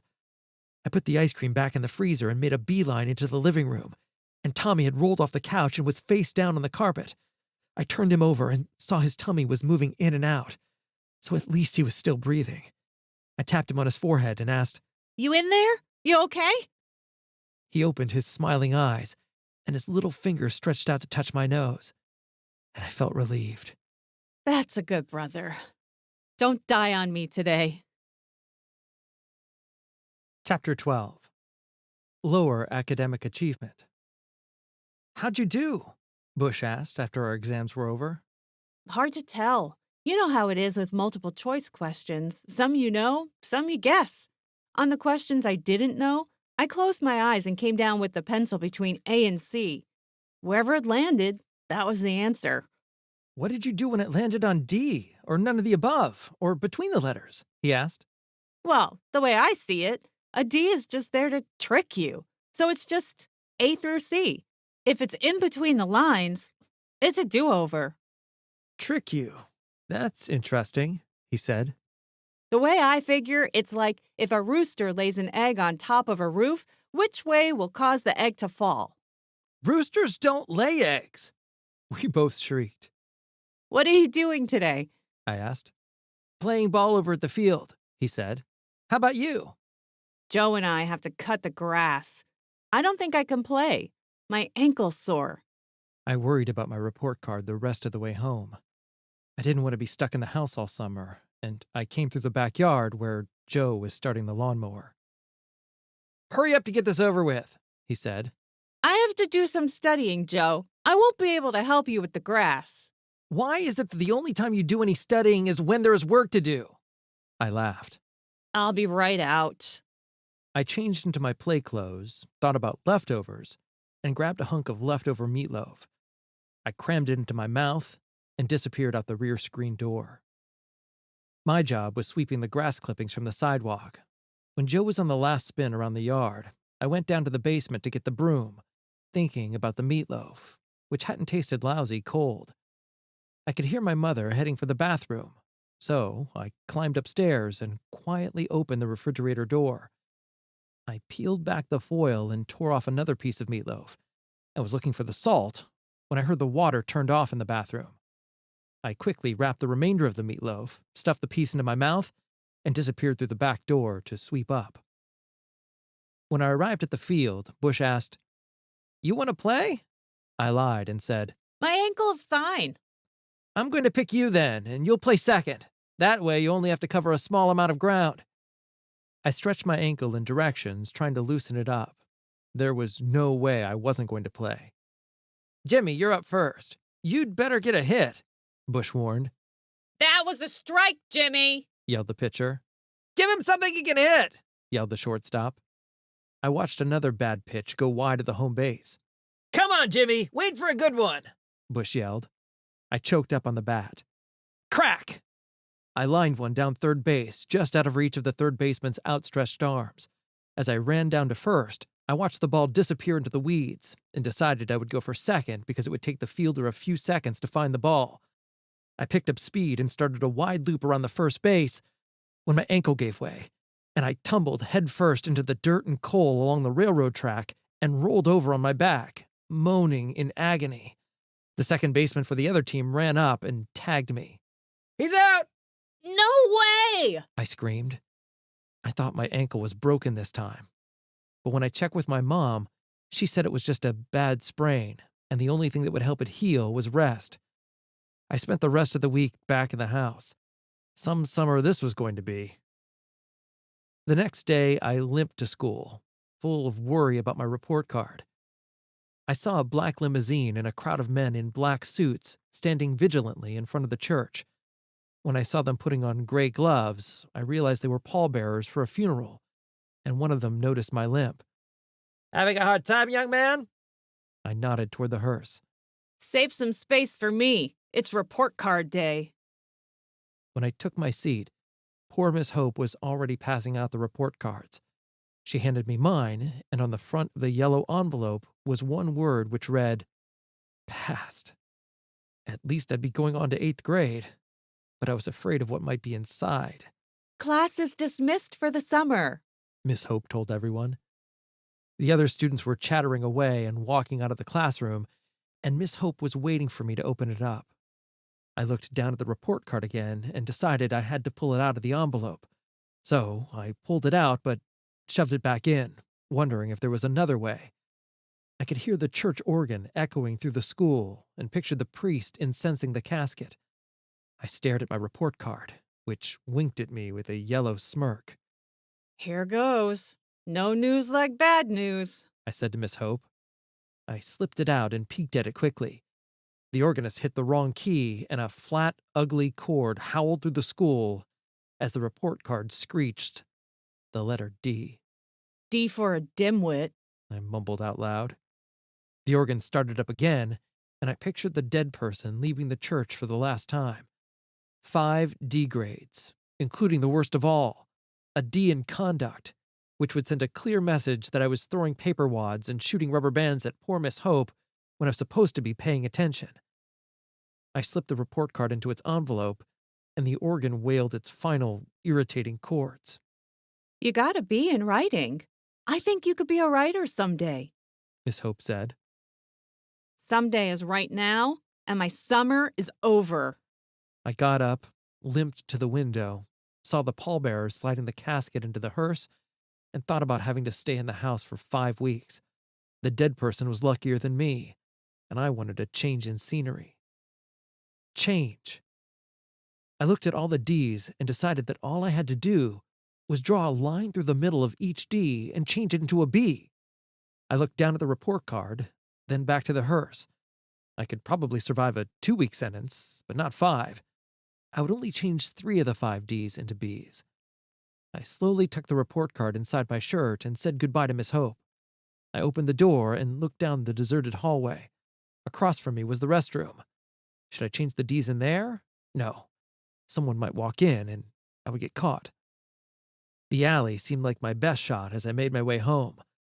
I scanned my surroundings for a garbage can with a lid on it, and there wasn't one. So I picked up a cover and placed it on the top of the can and heard the flies buzzing up and hitting the bottom of the lid. I unbuttoned my shirt, pulled out the report card, laid it on the rusty garbage can, and read all the D's as I reached into my pocket for my pen. I carefully swiped the line to transform the first D into a B, and screw me.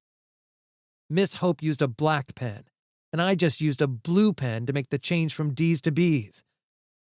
As I limped to prison, I saw the guys gathering for the first baseball game of the summer, and I thought about killing myself and mumbled, Nothing works out for me. Chapter 13. Angry. 6 weeks in the house? There should be a law against that.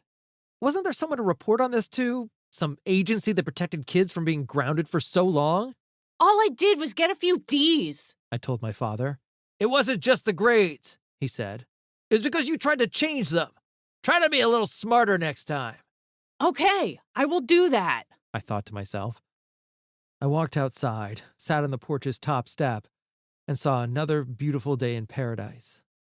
The sun was shining, and a few white clouds formed a figure eight in the sky that reminded me of a donut.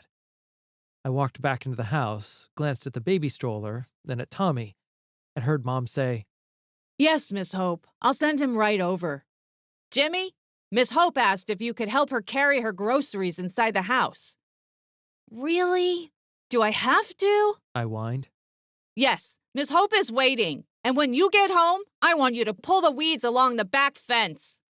Mom, I think I should take Tommy for a walk in the stroller up and down the block later today. He could use some fresh air. Okay, She said. I walked out to the rear gate and looked at all the weeds. I'm just a Chang Gang member. I sang. Screw you, dirty copper. I slowly walked down the alley, kicking stones, and when I entered the sidewalk, I spotted little Frankie on the corner. Hey, Jimmy, you coming to my birthday party? When is it? In 3 weeks. Little Frankie said. Who else are you inviting? All the guys. My cousins and my uncle Big Frank. Why do they call him Big Frank? I asked. He paused and wondered for a moment. Because he's a boss. A boss of what? I asked. I don't know for sure. I heard my dad say Uncle Big Frank is the boss of everybody if he wants to be. Hey, you're grounded. Why are you outside? I have to help Miss Hope with the groceries. I said. You want to come too? Why not? Little Frankie said. Do you think Miss Hope will give us a treat for helping like my mom?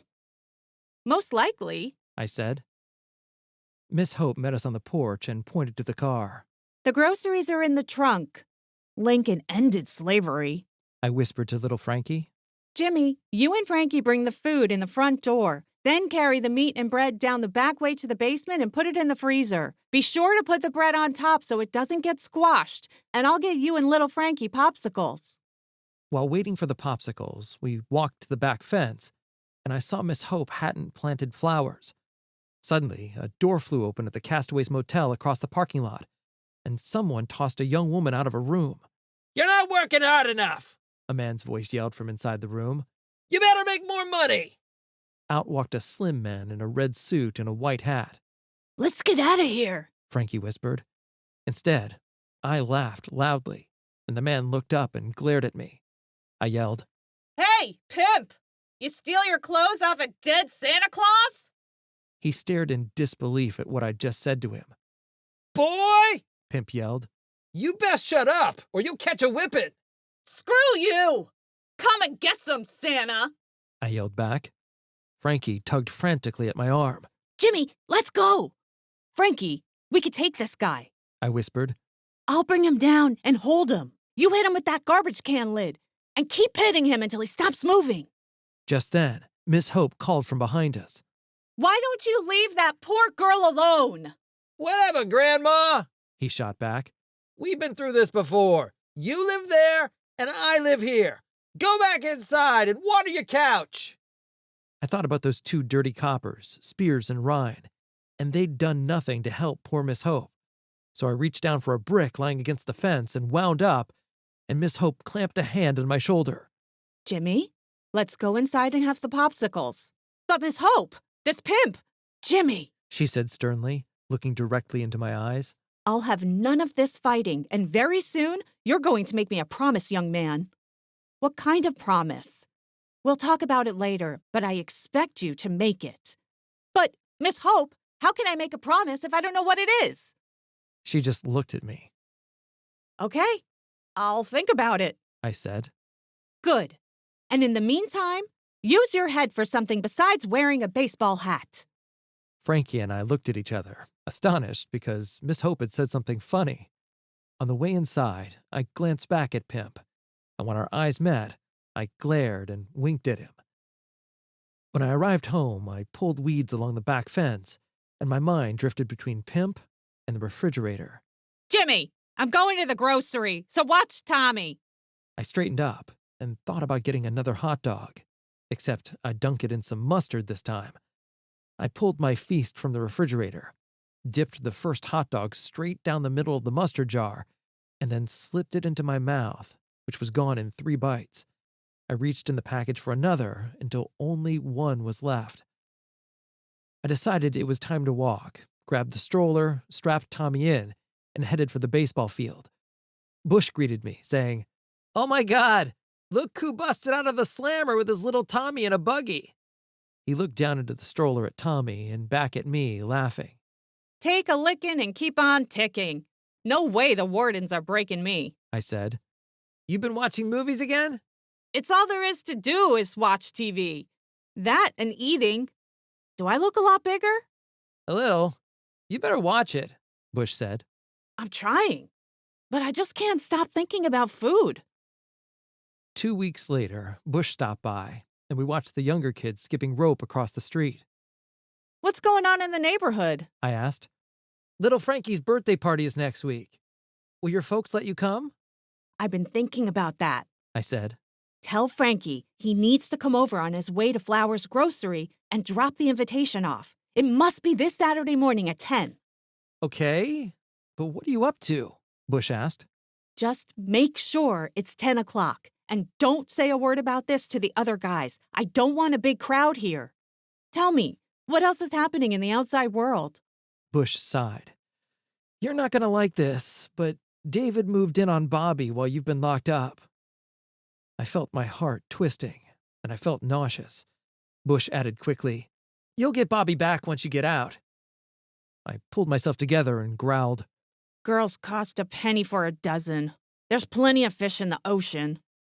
After Bush left, I went into the bathroom and looked at my chubby face in the mirror. I thought about Bobby being David's girlfriend and felt I was supposed to get the girl. My feelings were hurt, and I decided to get nasty. Chapter 14. Violent. Saturday morning was sunny and highly humid. It was only 9 o'clock. I watched as the birds landed on the dry brown grass, then flew from tree to tree and back to the fence as if they were searching for water. My mother and father were sitting at the kitchen table drinking coffee as I went back inside to fill a bowl with water. "Where are you taking that water?" my father asked. The birds need a drink. That's nice, Jimmy. My mother said. But use the hose, not our bowls. I thought of that, but I'm going to cut the grass and I don't want it wet. My father looked up, startled. I'm trying, Dad. I know I need to do things without being told. What if I use the wide bucket in the basement for the birds? The one we use for the lost socks? My dad looked at me suspiciously, so I changed the subject. Dad, have you ever considered getting a cat for the mice problem? You ever consider that you're the cat and I want you to catch the mice? Copy that, I replied. As the birds sipped, I cleared the twigs from the grass. Next, I went back into the house, looked at the kitchen clock, and went to the basement for the lawnmower. I squeezed the throttle about 20 times to flood the engine, then hauled it upstairs. I pulled the starter rope repeatedly for about 5 minutes, making a big show about trying, and on the last pull, let go of the cord and fell backward on the grass, screaming at the top of my lungs. My mother came running out and saw I held my ankle and was moaning. I think it's broken. Please get Dad. She ran back into the house and returned with him as I lay writhing in pain. He inspected my ankle and asked, "What happened?" The lawnmower wouldn't start, and when I pulled hard, I slipped and bent my ankle again. You're sweating so much, Jimmy. You should have asked for help, my mother said. I didn't want to bother you. Maybe I could walk on it. I limped across the yard and put pressure on it. I just need to walk it off, Dad. Can you see what's wrong with the lawnmower? He leaned over to look at it, and just then came a Hello, is anyone home? from the front gate, and little Frankie and his mother walked through the gangway to the backyard. We were on our way to the grocery store and wanted to give Jimmy his invitation to Frankie's birthday party. When is the party? My dad asked. 1 week from today. Jimmy is grounded for 3 more weeks and 2 days. He won't be able to make it, he said, nodding at me. I know he's grounded, she said. but they're such good friends, and the party is for only 3 hours. My mother broke in. We'll let you know. After they left, my father made it clear I couldn't go and went back into the house. My mother stayed outside and knew I was upset. You should have studied harder, and that was a big mistake trying to change your grades. Bobby is David's girlfriend now, and if I were old enough, I'd go away and never come back. I'll speak with your father, but please, be good. When I woke up the following Monday, my first thought was about the ice cream in the freezer. I quietly went to the kitchen, looking for snitches along the way. The coast was clear, and I slid my spoon into the carton. It was very hard, so I decided to dig at the corners. I tried to keep it even to cover my tracks, but I noticed that I'd begun to make a noticeable dent after a minute. I returned the carton to the freezer and went to watch TV, and from the sidewalk came a familiar yell. "Hey, Jimmy!" I ran onto the front porch and saw Bush, little Frankie, and David circling on their bikes. "When are you getting out, Jimmy?" David asked. Not for another 2 weeks. I don't know what I would do if it were me. You wouldn't be able to steal someone's girlfriend. His face went blank, and he turned away. That was all I needed. I flew off the porch, wound up, and hit him. He hadn't been expecting a fight and hadn't covered up. I dragged him off his bike and hit him with a few more punches, throwing him to the ground. He scrambled for a place to hide, and I pushed him to the bushes, and he bounced back up at me like he was on a mattress. I cracked him again, and then it was over. David ran down the street, and I picked up his bike, ran it into a tree, and then jumped up and down on the spokes. "I'm going to tell my mother about you!" I will tell my mother about you. I taunted back. I waved him off and walked back toward the guys, who had watched the whole thing in disbelief. Bush stuck his hand out and said, "Violent! Give me 5 on that one." You tell him for me that I'll be out of the house soon, and there's more where that came from. Tuesday, I rolled out of bed, grabbed my white shorts, and slid them on, and they were getting harder to zip up. Sitting around the house and eating was catching up with me. I entered the front room and looked through the window as the day's activity began in the outside world. 3 younger girls sat on a porch across the street, and Mr. Howard was in his garden and looking at tape. God, if only I could go out. The remaining 2 weeks in quarantine felt like an eternity. Ping! Johnny's toast popped up, and I made a beeline for the kitchen. I grabbed 2 slices of bread and dropped them into the toaster, and while I waited, my thoughts drifted to Bobby and David.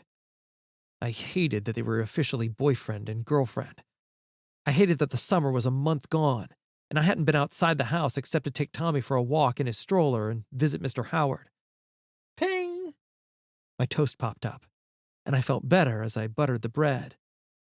While eating the first slice, I decided that 2 more pieces would be necessary, so I wouldn't have to wait.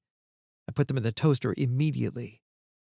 I ate the first 2 slices, and just when I was finishing, the next 2 popped up, and I put 2 more in the toaster before I buttered the new ones.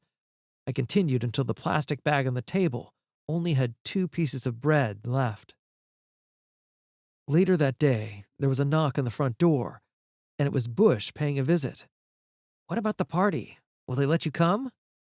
I don't know, I said. but I'm going no matter what. The party is at 5 o'clock, the same time my mom starts drinking. And while she's focused on that, I'll sneak out to little Frankie's party. "What about your father?" He has to work Saturday night. I said. "Won't your mom be mad when she finds out you're gone?" She thinks I should be able to go. I said. "You're getting out the following Monday anyway," Bush asked. "So why take a chance? If you get caught, your summer will be gone." It's worth the stretch. I said.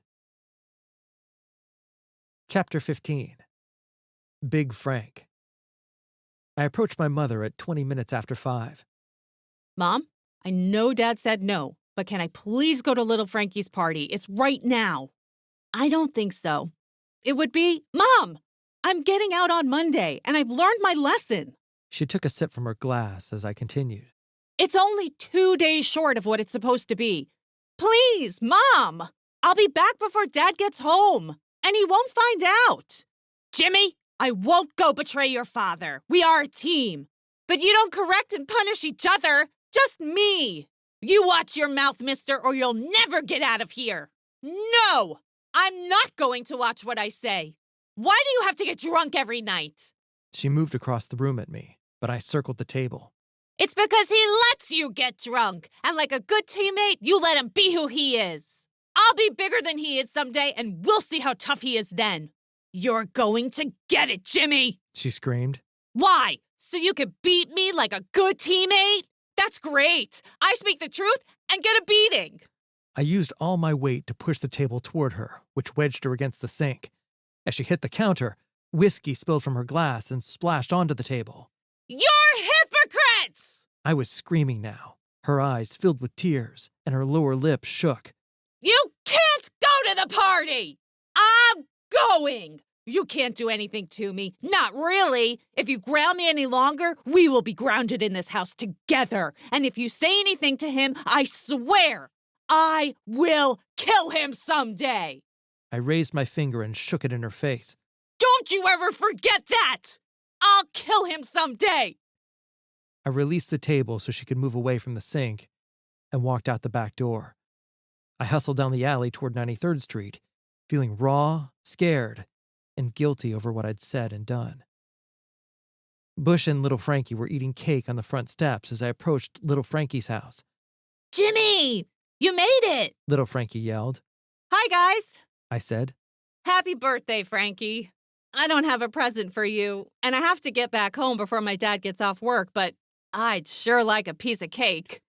Cake's in the kitchen, and don't worry about the present. I'm glad you came. I'll make it up to you, Frankie. I promise. Frankie, I whispered. is your uncle here? Yep, that's him, sitting in the chair.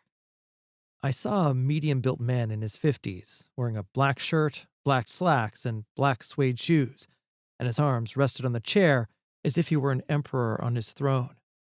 To his right and left stood two men who seemed to be on alert, available for any duty that he might require. The cake is in here, Frankie said, waving me toward the kitchen. I want to meet your uncle, Frankie. Introduce me. As we walked across the room, little Frankie moved aside so I could stand in front of his uncle. Uncle Frank, this is my friend Jimmy. He wants to meet you. Hello, Jimmy, he said. He reached for my hand and shook it.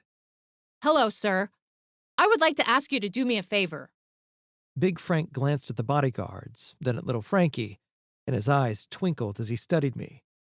Frankie, your friend needs a piece of cake, he said, and waited until little Frankie left the room. Big Frank asked, How old are you, Jimmy?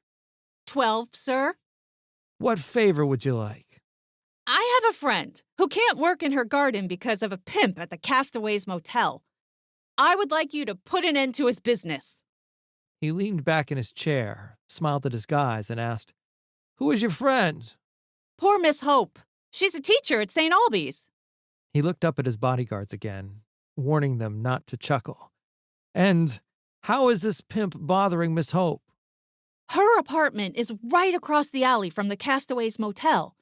When Miss Hope tries to work in her garden, she sees the pimp, girls, and customers. Miss Hope gave up gardening because of the pimp and his girls. And this offends you, Jimmy? It bothers her, so it bothers me because she is my friend. I want you to eliminate this greedy pimp who doesn't care about anything but money. I don't know about this, he said. Have you talked to the police? I have, but they don't seem to care.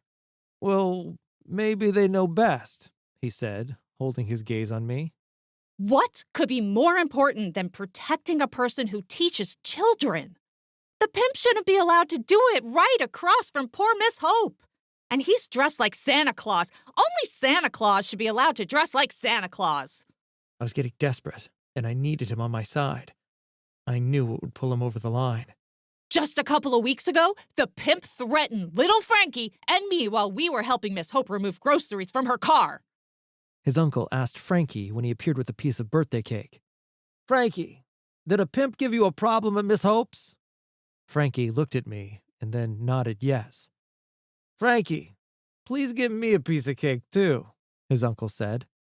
Would anyone else like a piece of cake? I have 2 hands, you know. Little Frankie laughed and left the room again. Uncle Frank leaned back in his chair. If I grant this favor, what will you give me, Jimmy? I thought for a second.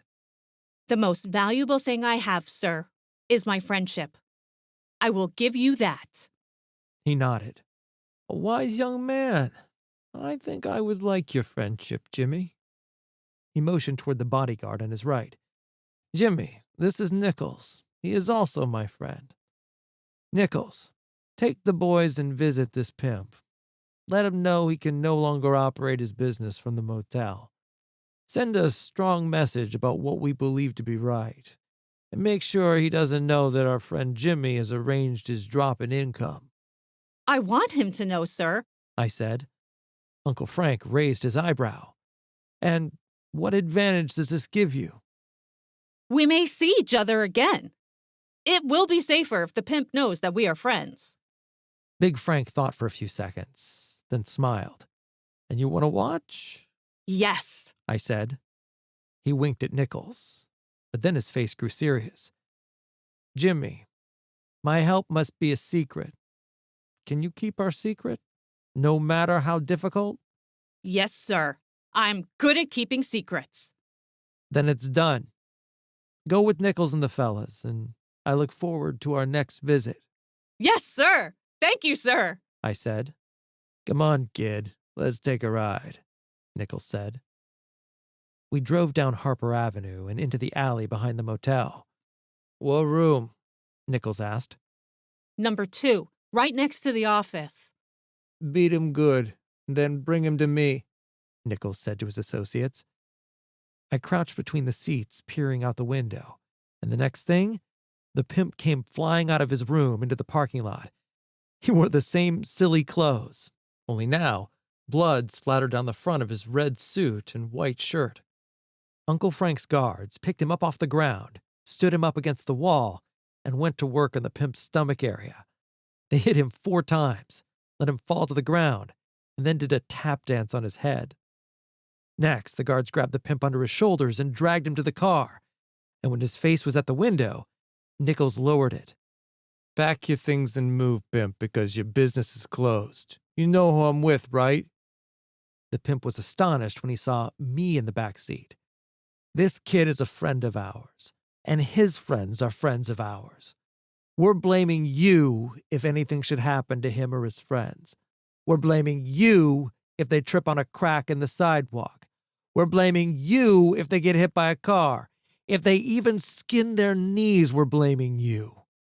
If anything happens to these kids, we will break all your bones and bury you alive in Indiana in a box covered with dirt. Get in your sled and fly away to the North Pole, Santa Claus. Do you understand? The pimp nodded. Say it, Nichols barked. I understand, Pimp whispered through the blood dripping from his mouth. Nichols motioned to his boys, and they dropped him on the ground and kicked him a few more times, appearing like football players kicking field goals, then started back to the car. Mr. Nichols, please don't leave loose ends, I said. What do you mean? He asked. The owner? If you don't beat the owner, he'll just let another pimp move in. Nichols paused a second and told his guys to straighten out the owner. Make sure he understands that no one else takes the pimp's place, he said. The owner was also thrown out of his office, punched, and dragged to the car. Miss Hope, a poor schoolteacher, is living across the alley. What is wrong with you? If another pimp operates out of this motel again, I'm going to kill you and take all your money and give it all to poor Miss Hope, I cried. Miss Hope isn't poor. Nichols paused and reflected. Even better. I will take all your money, lock you in your flea-infested rooms, and pour gasoline all over you. Then we'll burn your motel to the ground with you in it. Do you understand me? The owner nodded, and Nichols said, Say it! I understand. I understand, the owner said as he saw me in the rear seat window. And don't you say anything about this. Now, you and the pimp, disappear. The associates climbed back into the car, and we sped out of the alley, and Nichols turned from the front seat, laughing. "You need someone else straightened out in the neighborhood, kid?" Raising my hand to my chin, I thought for a second, and Nichols laughed again. "Listen, kid, we're connected like twins, so keep our secret. No loose ends. You always make such good plans?" I try to, Mr. Nichols. Oh, please stop the car. I have to beat my dad home. Wish little Frankie happy birthday and tell him I'll buy him a soda pop later. "I'll square it with him, kid. And you did the neighborhood a favor today." On the short walk home, I thought about Mr. Nichols asking if there was someone else he could smack around for me, and wondered if he was serious. There was Larry Creep and my dad. Maybe he could take care of them too, and not necessarily in that order. Chapter 16. Find someone to help. Find someone to help in all situations. The next morning, the whole Heaney family entered the rear of the church and paused to look for a pew up front. As I looked around the church, I saw everyone at Mass. Big Frank was with his wife and teenage kids, and sitting behind him were little Frankie and his mom and dad. Mr. Nichols was with his girlfriend.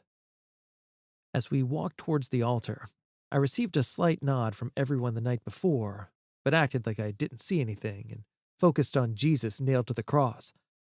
During the sermon, the parishioners waved missalettes in their faces, trying to catch a breeze, as the pastor spun a speech connected to what Jesus had done back in the day. It was my last day in captivity, and I was antsy. The church service seemed long, and Joe agreed with me as we changed out of our church clothes. Boy, that went on forever, I said. "Yeah, you'd think they'd shorten it a bit as hot as it is. So, what are you doing tomorrow?"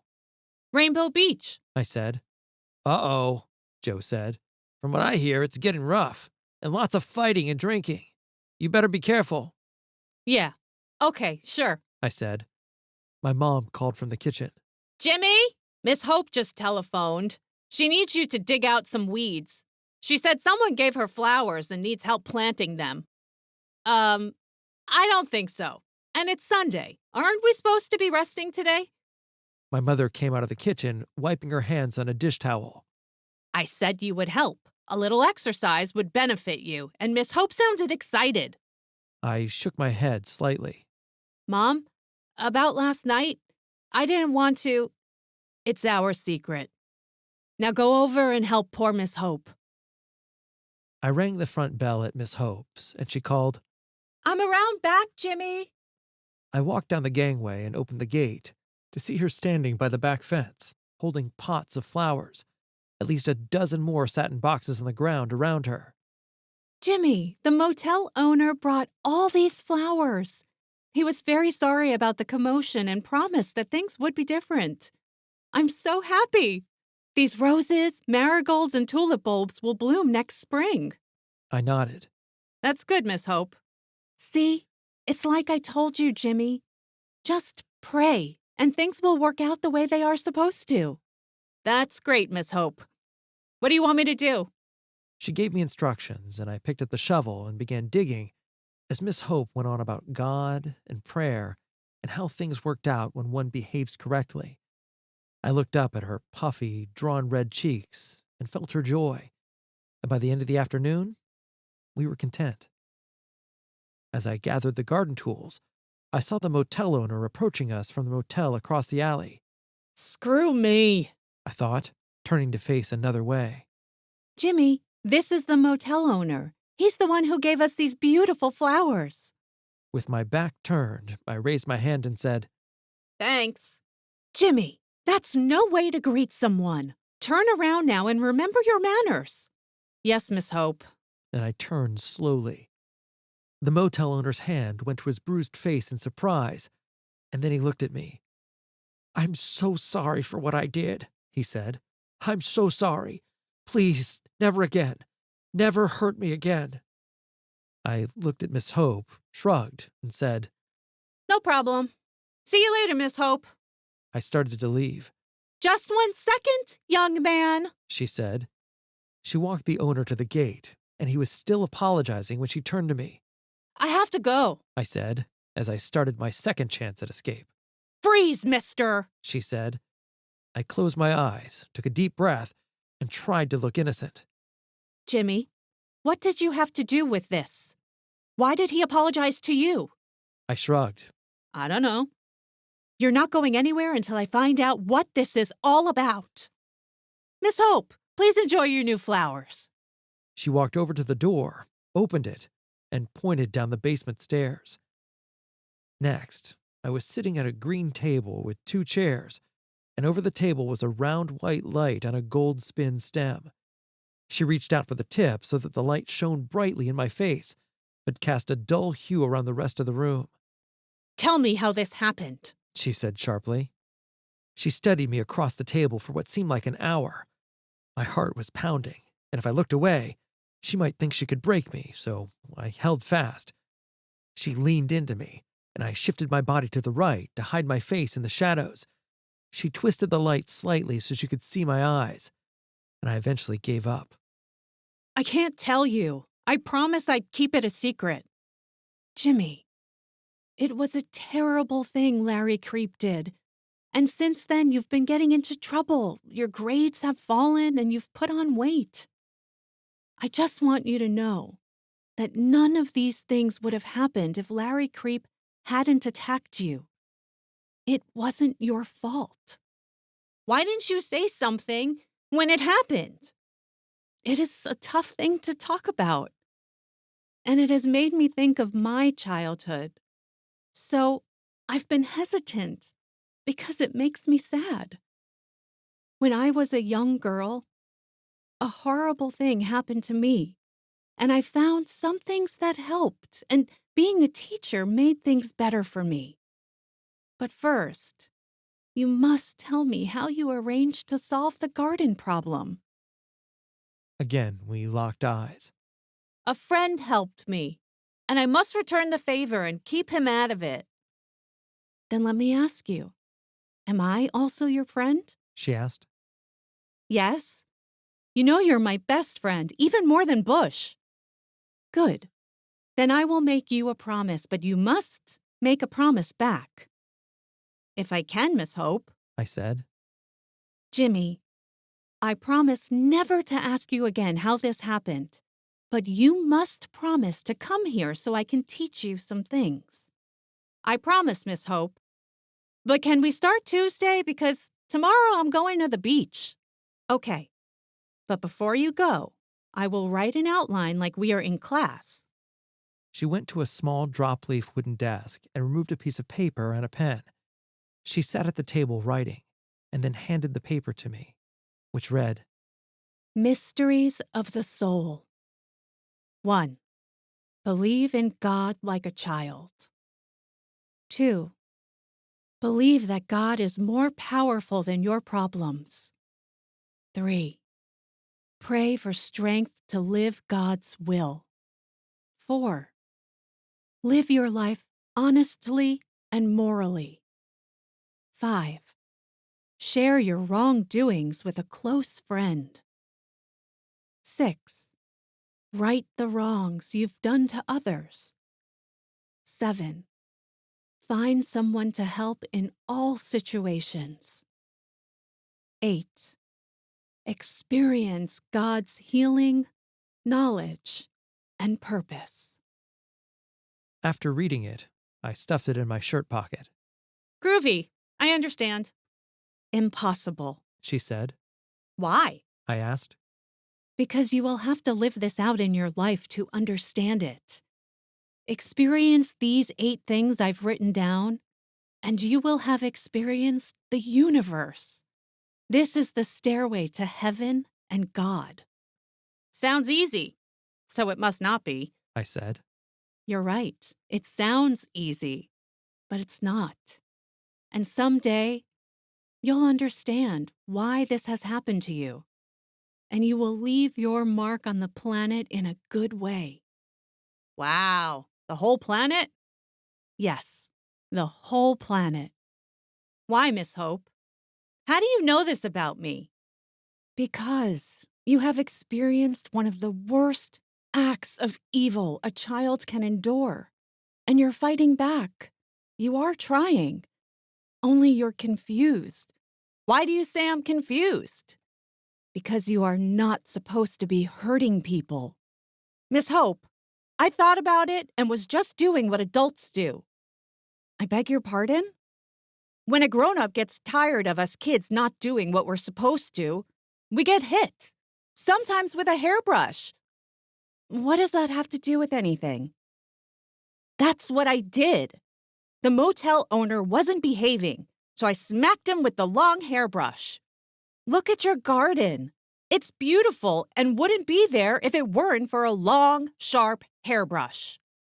She grinned and said, I thought we weren't going to talk about it, but let's be serious now. Do you remember in school when you learned about the 5 senses? Yes? Can you tell me what they are? See with your eyes, hear with your ears, smell with your nose, taste with your mouth, and touch with your hands. Very good. Now let me try to explain what happened to you with Larry. When he assaulted you, were you afraid? Oh, Miss Hope, you can't even imagine. I couldn't move. I was so afraid. And inside my brain, everything was intense. So, you were aware of what was happening? she asked. Yes. I said. What happens is that fear speeds up the 5 senses rapidly. Like right now. You're hungry all the time, right? All I do is think of food. I said. It's because you're afraid and angry. And you're using food as a comforter because it calms you down and distracts you from the fear and anger. Using food is an escape mechanism and a bad habit. It's as if you're cold and food warms you up. You're eating, but you are not hungry. That sounds horrific, Miss Hope. Could be. But there's balance in the universe because for every negative, there is a positive. And for every positive, a negative. For every right, there's a wrong. And for every wrong, a right. And what is the right about what happened to me? I asked. Let's go outside and see. We stood in the middle of the yard, and she sat in a lawn chair so her face was level with mine. Jimmy, close your eyes. What just happened? She asked. I can't see. Right. But you can hear me. Tell me what you hear, Jimmy. Listen carefully. I hear the freight train running on the track. What sound is it making, Jimmy? Va-dump, va-dump, va-dump. What does the va-dump mean to you? The train is rolling over the tracks, Miss Hope. Jimmy, I want you to breathe in and out with the va-dump sounds. Breathe in, va-dump. Breathe out, va-dump. Breathe in, va-dump. Breathe out, va-dump. Relax your body and breathe in and out to match the train sounds. I said. You see, your hearing is better. Miss Hope, I know the va-dump has always been there, but I just never listened to it like this before. Do you like listening to music? Have you heard of the Beatles? I never knew you were a Beatles fan. I laughed. Jimmy, the next time you hear I Want to Hold Your Hand or any song, close your eyes and listen to the instruments. Listen to the instruments individually and then together creating one melody. Do you understand? I think so. I said. Good. Let's try another exercise. Close your eyes again and listen. But first, look around the yard. Take pictures with your eyes, then hold them in your mind. See the trees. our lovely new flowers. The squirrel, the blue sky, and the white clouds. See them and concentrate on the vadump of the train. And let's turn you around 3 times as if we're playing pin the tail on the donkey. While you spin, see the trees, the flowers, the squirrel, and the blue sky, and take snapshots with your newfound ability to see. I did as she said, taking pictures and remembering them, and stood in front of her, giggling. Now, meditate on what you see and listen for the train rolling down the track. Breathe in, vadump. Breathe out, vadump. Do you see? Yes. I whispered. Tell me what you see. I see the train with the steel mill behind it, the field where we play ball, the houses on Dante, and the street where you were too young to see Larry Creep for who he is, and it wasn't your fault. Steering my mind away from Larry Creep's house. Focus on this yard and tell me, what's in the garden? I took a deep breath and said, I see the trees, and the squirrel is watching us plant the flowers. The important thing is, what will you do with the bad experience with Larry Creep? It could go either way, you know. You could become bitter and distrustful, or ask for God's help, turning this awful thing that happened to you into a gift. She looked at me very intently. My eyes filled with tears, and one spilled over and rolled down my cheek. She pointed to number 7 on the paper, which read, Find someone to help in all situations. It's time to make your promise. Miss Hope, I can't. I stammered. It's too hard. There are too many problems, and no one cares about anyone else or your stupid list. She ignored the stupid part. You can care. You can help. I gotta go, Miss Hope. It's been nice, and I'm sorry, but I can't make your promise. Jimmy, I have something to tell you. I don't know how to say this, but I may retire from teaching. I have a brother who lives in Arizona and wants me to move there so we could be together. If that's so, I won't be teaching this September. What? You can't leave, Miss Hope. I know it's hard for you, and it would break my heart too, but it may be time for me to move to Arizona. Anyway, I won't decide until the middle of August, so run along now, and have fun at the beach tomorrow. Miss Hope, I won't go to the beach. I want to come over and help you. Not tomorrow. I'm busy all day, but Tuesday's okay, like we planned. But, Miss Hope, Go home now. I'll see you Tuesday. I walked out of the yard, stunned. Teachers came and went, and I'd never thought anything about it, but I couldn't imagine life without poor Miss Hope. When I arrived at the rear gate, I reached for the paper in my shirt pocket, and the outline wasn't there.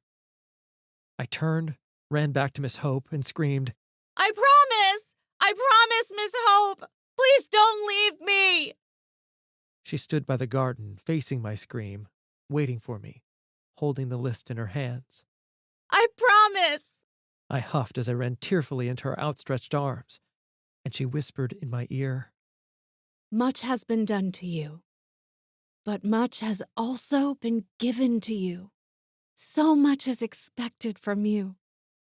Your soul gifts are in abundance, and you will rise above the evil act.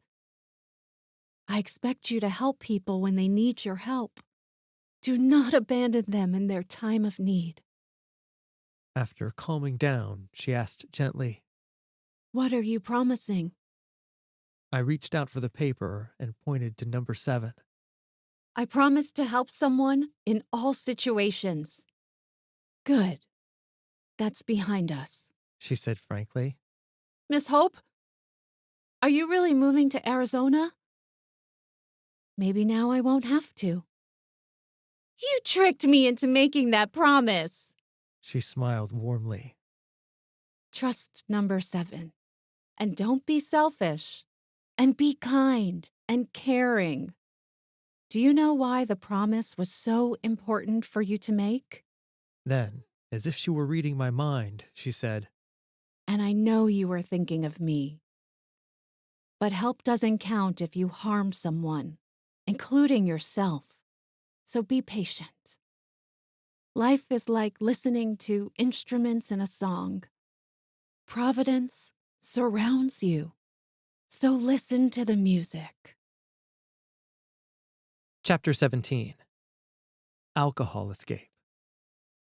At last, the wait was over, and the prison gates would open. Mom, can I go out now? What time is it? She muttered. I looked over at the alarm clock, and it read 7:30. 10 o'clock. I said. Then how come it says 7:30? That's what I said. It's going on 7:30.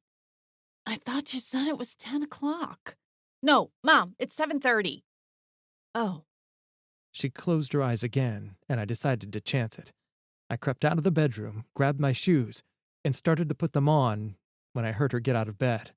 It's too early for you to go out. She said. But not too early for a paper route? I thought to myself. And another thing. She said. You're turning into a real smart aleck. Be careful, or stay in the house for the rest of your life. I think I would like that, Mom. I was pushing, so I backed down by explaining that I was having a hard time waiting, and the fire settled down in her eyes. It's just a few more hours. You'll make it. She said. My thoughts turned to food, and I began my breakfast ritual of eating toast until I was stuffed, then going back to sleep. I woke to my brothers eating their breakfast in the kitchen, and my eyes darted to the clock. 9:40. Just 20 minutes left in captivity. I ran to the front porch to see if there was any action in the neighborhood, and across the street, girls were already playing jump rope. I put on my white high tops, grabbed a shirt from the closet, combed my hair, and brushed my teeth in the bathroom. It wasn't quite 10 o'clock, but it was close enough, so I bolted out the front door, flew down the steps, and ran up Blackstone toward the field with the smell of freedom in the air. I saw a familiar tree branch hanging over the sidewalk as I ran, and, picking up speed, jumped high in the air, trying to touch it. I noticed that I barely left the ground, and my stomach jiggled from the weight I had put on. I buttoned my shirt to cover the fat, and the thought of the guys picking on me made me wince. I turned left on 91st and saw the guys gathered at the field. My heart exploded with joy, and I broke into a trot. Bush pointed toward me, and the other guys turned to watch me coming toward them. "Well, look who's here," Bush said. I stood in the middle of my pals, who were all glad to see me. We still going to the beach? I asked. "Yes, we are," Bush said. How do we get there? I asked. "Hitchhike," Bush said. "It's not hard. Someone will stop and give us a ride." As we walked toward Stony Island Avenue, some blacks had moved into the neighborhood, even in the short time I was grounded. The neighborhood is changing, huh? "Yeah," Bush said. "My parents started looking for a new house in the suburbs." I felt a surge of fear. He had been my pal my whole life. "You guys go hide behind the fence," he said. "When a car stops to pick me up, the rest of you come running and jump in." Hitchhiking was new and very exciting, and we stood in a huddle and put our hands on top of one another's. All for one and one for all, we chanted. Bush went for the street, while the rest hid behind the fence. We crouched down low and peered between the wooden slats to watch as Bush stood with his thumb out from the curb. The cars flew by, and when the light turned red, Bush walked out between the cars and asked for a ride. When the light turned green and he was still in the street, a car honked at him to move out of the way, and an old man in a beat-up blue car yelled out his window, "Take a bus!" As he drove by, Bush birded him, and we all laughed. The grouch must have seen him in his rearview mirror because he put his brakes on and yelled something back at Bush. Bush yelled back, "Yeah, yeah!" and shot him the finger again. It was hilarious. We all stood up, slapped each other on the backs, and laughed. I yelled, You're my hero, Bush! and at that moment, we were close as a gang. David turned to me and said, I'm sorry Bobby didn't say she was your girl. I didn't know what to say. I didn't have time to think of anything because Bush called, I got one! Bush was crouched beside a big blue station wagon, his head in the front passenger's window talking with the driver. He pulled his hat out of the car, pretended that he was coughing, and waved us over. And we poured out from behind the fence and ran towards the car. Bush reached back, opened the rear door, and we filled the car before the driver knew what hit him. All you had to do was ask, he said, once we had rejoined the traffic. Where are you guys headed? To the beach, cabbie, Bush said airily. You're a real smarty, aren't you? I'll drive you to the beach. Perfect, Bush replied. I looked out the window and tried to take it all in as we headed up Stony Island. We turned right on 75th and headed toward the lake. It was the first time I had been out of the neighborhood without my parents, and I knew I was not supposed to be doing this, at least not without telling them. It felt both scary and fun at the same time. We pulled over at a stoplight and the man said, This is it. We all scrambled out, and Bush said, You guys head over to the beach, and Jimmy and I will meet you there with the beer. Beer? I asked. Yeah, Bush said. Seeing it's your first day out, we thought we'd celebrate. I don't know about getting drunk. You won't get drunk, just a little high, Bush said. You'll be fine by the time you get home. Stay with me, and I'll show you how it's done. How what's done? How we get the beer. Now you guys take off. I watched as they walked toward the beach, then turned back to Bush. So, what do we do? We wait until someone who might buy for us goes into the liquor store. The guy behind the counter knows we're buying beer from him, but if someone old enough carries it out the door, he doesn't care. A man about the same age as my father came around the corner. When he got close to us, Bush stopped him. Would you buy it for us? He shook his head. No. I have sons your age. You're not old enough to drink. And he continued to walk down the street. Sometimes it takes a while to get the right guy, Bush said. Here comes someone else. This guy didn't even respond. He just kept on walking. That's the rudest thing I've ever seen, Bush said. Ask someone a question and they don't even answer you? Remember, Jimmy, when someone asks you a question, at least have the decency to answer. Right on the heels of his sarcasm, Bush asked another man, Hey, mister, would you buy it for us? Beat it, punk, the man replied. We laughed, and Bush yelled, There he is. I followed Bush's eyes across the street and saw an older man in a long, dirty brown overcoat. He shuffled along at a slow pace, his pants tucked into a pair of worn-out black boots, and he was walking with his head down as if he was looking for something he'd lost. Bush dashed across the street, dodging traffic, and I followed more cautiously. Lucas! How are you? Bush said. Lucas looked up briefly. I'm okay. Then he scanned the ground, and I wondered what he had lost. Lucas, will you buy for us? Bush asked. Lucas looked up, and his eyes locked with mine. Who's he? He's okay, Bush responded. He looked me up and down. I don't know. You look young, kid. How old are you? 12. I muttered. You look like you're 7, and returned to looking at the ground. Bush said, If you buy for us, we'll buy you what you want. It will cost you a bottle of wine, and that's $4. We've got it, Bush replied. The older man looked at me again. You're too young to be drinking, kid. Go home and play in your sandbox. I stood motionless, looking the other way because it was so eerie.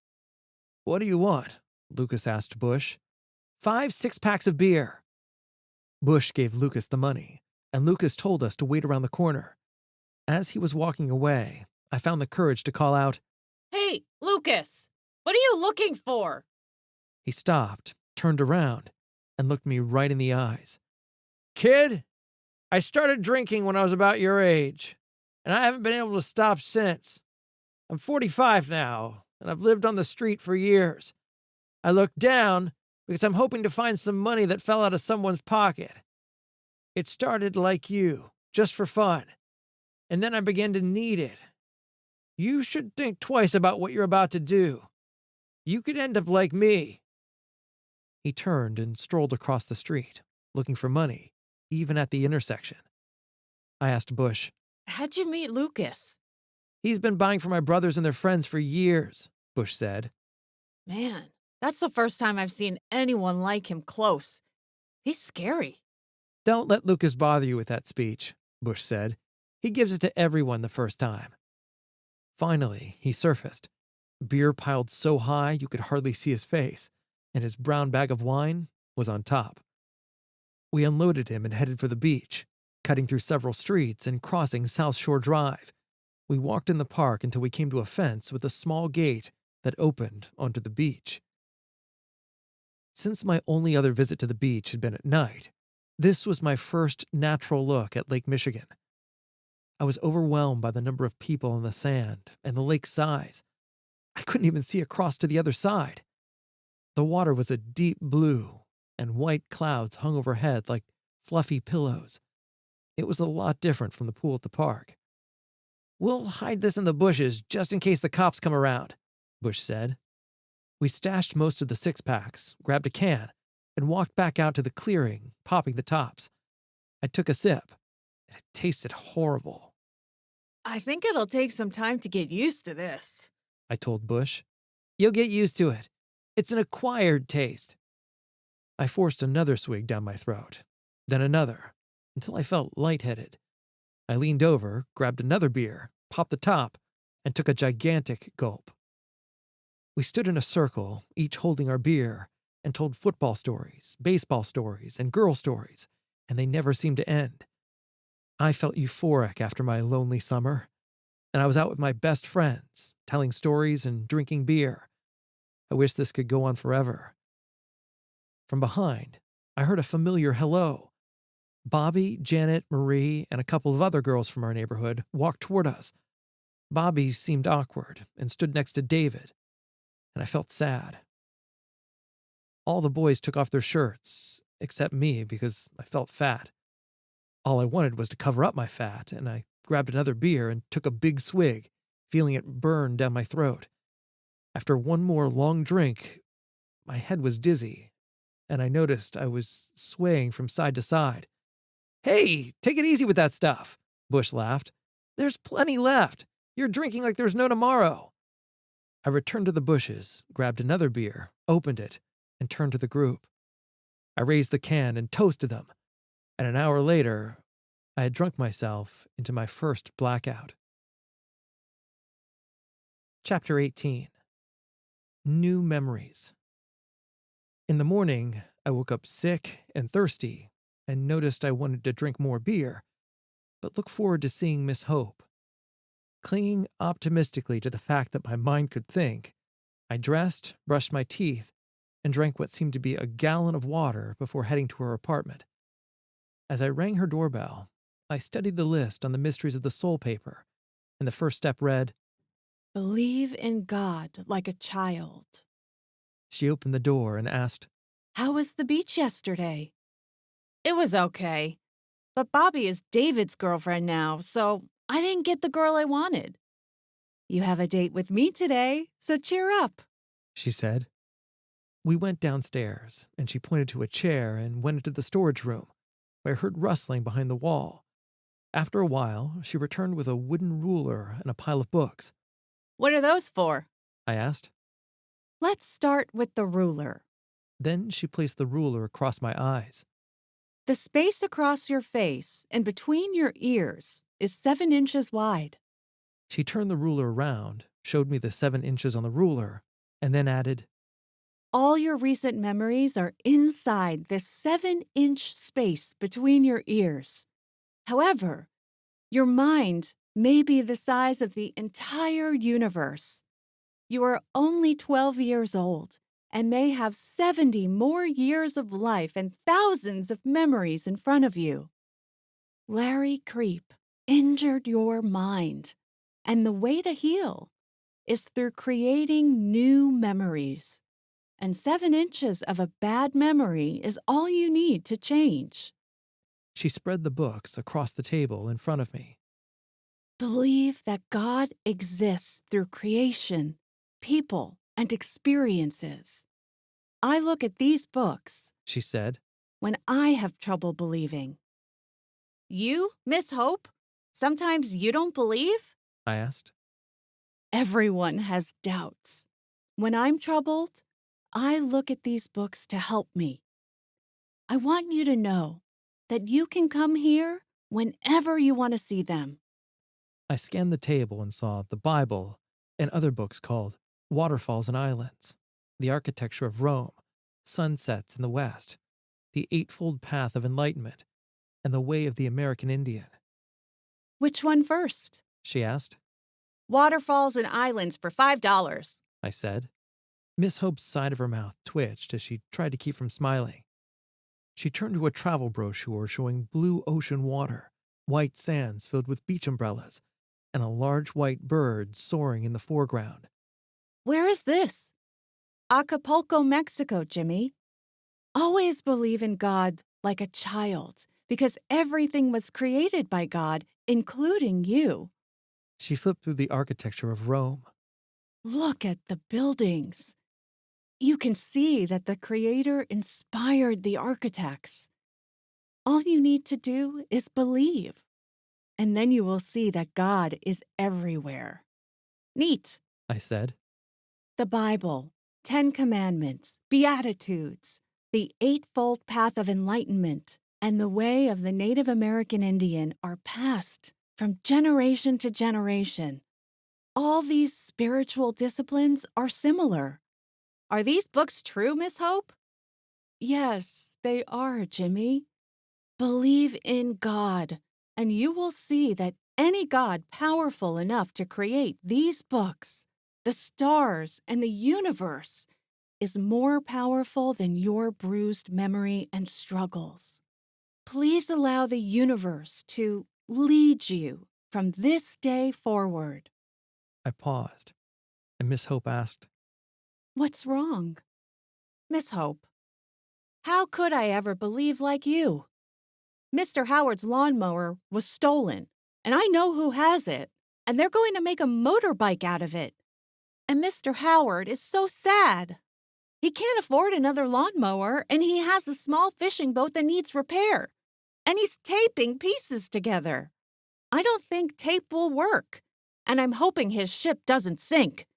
You know he's retired and has nothing to do without yard work and fishing. She nodded sympathetically. Jimmy, despite what is happening around you, you must live honestly, and you must be stronger than your character flaws and smarter than other people's character defects. Share the things you've done wrong with a close friend, and then right the wrongs you've done to others. And always apologize, and try not to commit the wrong again. Okay, I said. we just finished the list. That was fast, Miss Hope. Miss Hope smiled. We still have to talk about number 7.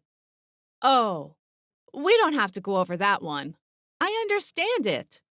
Oh, no, you don't. She said firmly. If I am your friend, tell me honestly what you want most in this world.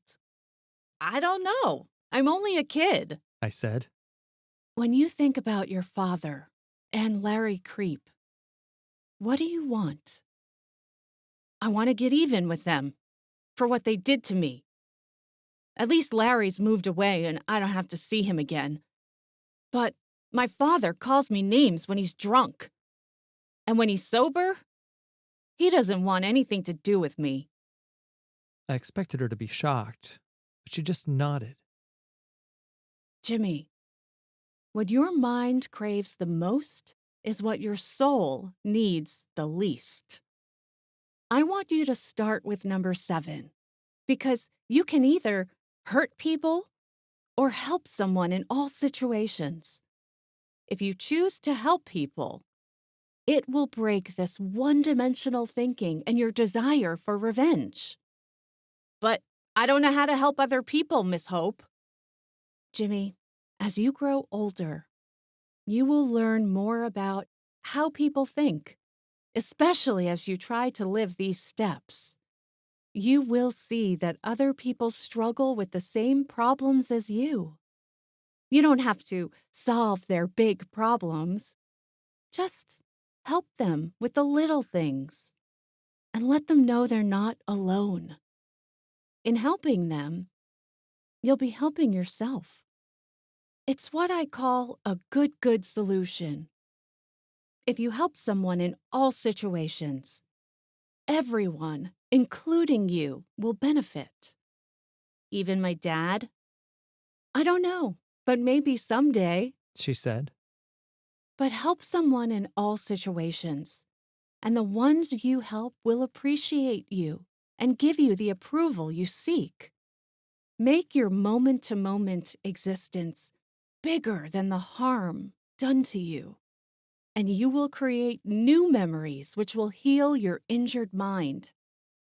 And you will find that everyone around you will love you, and the people who belittle you will stand alone. I grabbed the list and started up the stairs. Why are you off in such a hurry? She asked. Number 7.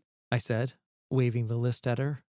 I know how to get Mr. Howard's lawnmower back, and I have some ideas on testing the boat tape. How's that? I'm going to steal the lawnmower back for him when they eat lunch, and I'm going to— She pointed her finger at me. No hurting people, right? Only if I have to, Miss Hope. Only if I have to. Miss Hope's expression turned to sadness, and she shook her head, so I switched my tune. How about I trick them? Can I at least do that? She smiled. Yes, but make it a good trick. That's step 9, Miss Hope. I promise only good tricks.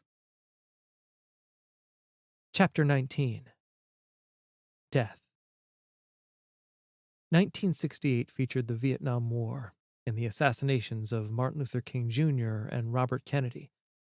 The war and deaths created uncertainty and stirred the consciousness of America's thinking, and in August, the National Democratic Convention arrived in Chicago with a taste for a political war. Most unsettling was that Miss Hope was replaced with a new 8th grade teacher, and we naturally drifted apart. For sale signs bloomed in front yards as white families sold their houses to black families all over the neighborhood, and we sat on curbs and watched furniture loaded onto moving trucks on Saturday mornings. Before one of our friends would get into the family car, we'd hug each other and vow that we would remain close somehow. But we quickly realized that wasn't the case, and every time someone moved, I retreated more into emptiness. In 1968, I barely passed the high school entrance exam and started as a freshman at Mount Carmel High School. There were 4 classes at Mount Carmel: first-class students, second-class students, average students, and the dummy class. Within 20 minutes of meeting my new dummy classmates, I called us the no-class class, which we profoundly wore. Drinking became more than something to do at a weekend party, and I started regularly drinking after school. On the inside, I was devastated. On the outside, a walking crisis. The Heaneys joined the exodus from Stony Island and moved to the Beverly neighborhood on the southwest side in the summer of 1969. The new community was more than a geographical relocation, because I went from a tough, blue-collar, increasingly black neighborhood to an all-white area. Then driving into Beverly, I said in a Rod Serling voice, The Heaneys think they can move into a new neighborhood. They are about to enter the Twilight Zone. We had been living in the new Twilight Zone for 6 months, and I sat at the kitchen table and watched Tommy as he put a piece of bacon in his mouth. Be careful today, I said. and stay close to Dad. I'll see you tonight for supper. Please, please, please, can you come with us to the football game? He asked. No, not today, but I'll see you later for supper. I zippered up his coat, put a white stocking hat on his head, and said, Be proud, Tommy, because we all wore this hat. And now I place this crown on your head. I looked at his fat cheeks, pulled the hat down to his chin so he couldn't see, and said, You're a lucky kid to have your ears, because if you didn't have ears, this hat would be down around your chin. He pulled his hat over his eyes and then quickly yanked it back down to his chin so I couldn't see his face. Let's go outside while we wait for Dad, and you can get used to the cold air. We stood at the driveway's edge, and I saw brick houses, driveways, and tall, fat oak trees. The wind shook the leaves from the trees, gliding them down and creating mattresses on the lawns. It was a typical cloudy day, and the temperature was 41 degrees on November 2nd, 1969. Run, Tommy, run! Concentrate. If you're not careful, you're going to fall. Tommy giggled and looked up at me. Maybe someday you'll be a great athlete. He smiled at me, pulled his hat down to his chin, ran, and lost his balance, falling into the leaves. After helping him up, I pulled his hat above his eyes, and Tommy pulled his hat back down to his chin and ran and fell into the leaves again. I disappeared behind a tree and peeked out at Tommy. He was lying in the leaves and waiting for me to help him up like before. I hid for a few seconds and then looked out behind the tree and saw Tommy had pulled his hat up and was looking for me. I then noticed his small hands starting to shake. I sprang out as tears trickled down his face. I'm right here. I assured him, bending over and hugging him. That's a stupid game. Let's run to the house. Run, Tommy, run! My father appeared at the car parked in the driveway. Let's go, Tommy, my dad said wearily. Can you come with us, Jimmy? Please, please? I looked at my father and said, No, but I'll see you later for supper. I had fun at our high school game and had a couple of beers, and later that afternoon, we were hanging out on the school grounds passing the football around, and it was getting dark. A priest opened the rectory door, stepped out on the stoop, and shouted, Is Jimmy Heaney here? One of the guys pointed at me. I froze. Jimmy, you have to go home, he said, coming over. There's been a terrible accident. Accident? I asked. It's your brother Tommy, the priest said. He was hit by a car and killed at the football game. I was stunned and looked at my friends and asked, Did you know about this? We heard earlier and didn't know how to tell you, No! I screamed. I started to walk and fell to the ground. The priest was at my side and helped me up. It's going to be all right. It will be okay. I'll take you home. But I was up and running. I was only 4 blocks from the house. Run, Jimmy, run! He can't be dead! I thought. The street in front of our house was full of parked cars. I slowed to a trot and my side hurt. I tried not to cry, and the memory echoed in my mind. Be careful today and stay close to Dad. I'll see you tonight for supper. Can you come with us to the football game? Can you come with me, Jimmy? Please, please, please? Be careful. Stay close to Dad. I'll see you tonight for supper. Run, Tommy, run! The house was full of people. On the kitchen counter were half-empty bottles of alcohol, and everyone was crying over pictures of Tommy. I overheard one of my aunts saying Tommy had lost my father, wandered into the street after the football game, and was killed by a passing car. Tommy lost my father. Tommy was only 4. He didn't lose anybody. My father lost him. How could anyone blame Tommy? I had seen my father's hungover face and knew he was in no shape to take care of Tommy. I should have gone with them. I grabbed a bottle of vodka and headed to the park. I saw 2 people pointing at a spot on the street. I ran over to them, looked down, and saw Tommy's blood splattered all over the pavement. Do you know what happened? I asked. Some small kid walked out between 2 cars and was killed. I heard the car crushed his head and tore partly from his body. How fast was the car going? Who was driving the car? Some guy who was out getting groceries or coming from church. It wasn't his fault. The kid just walked out between 2 cars and couldn't see the cars driving by because he was too short. I heard he died instantly, though. I'm his brother. I could have stopped this. I knew, and I could have stopped this. Do you think I can still stop the accident? Am I dreaming? I need another chance. Oh, I'm so sorry, he said. It's too late. Your brother Tommy is dead. I saw a stocking cap lying in the leaves and saw strands of blonde hair stuck and skin inside the sticky, smelly brown blood. I closed my eyes and saw Tommy pull the stocking hat up above his eyes, and he was looking for me. His hands started to shake, and his face twitched from confusion to fear. But it was too late. Tears were already trickling down his face when he pulled the blood-soaked cap down over his eyes and down to his chin. Tommy waved goodbye and stepped into the traffic and whispered, You were my brother, Jimmy. You knew. And now I'm dead. I won't see you tonight at supper.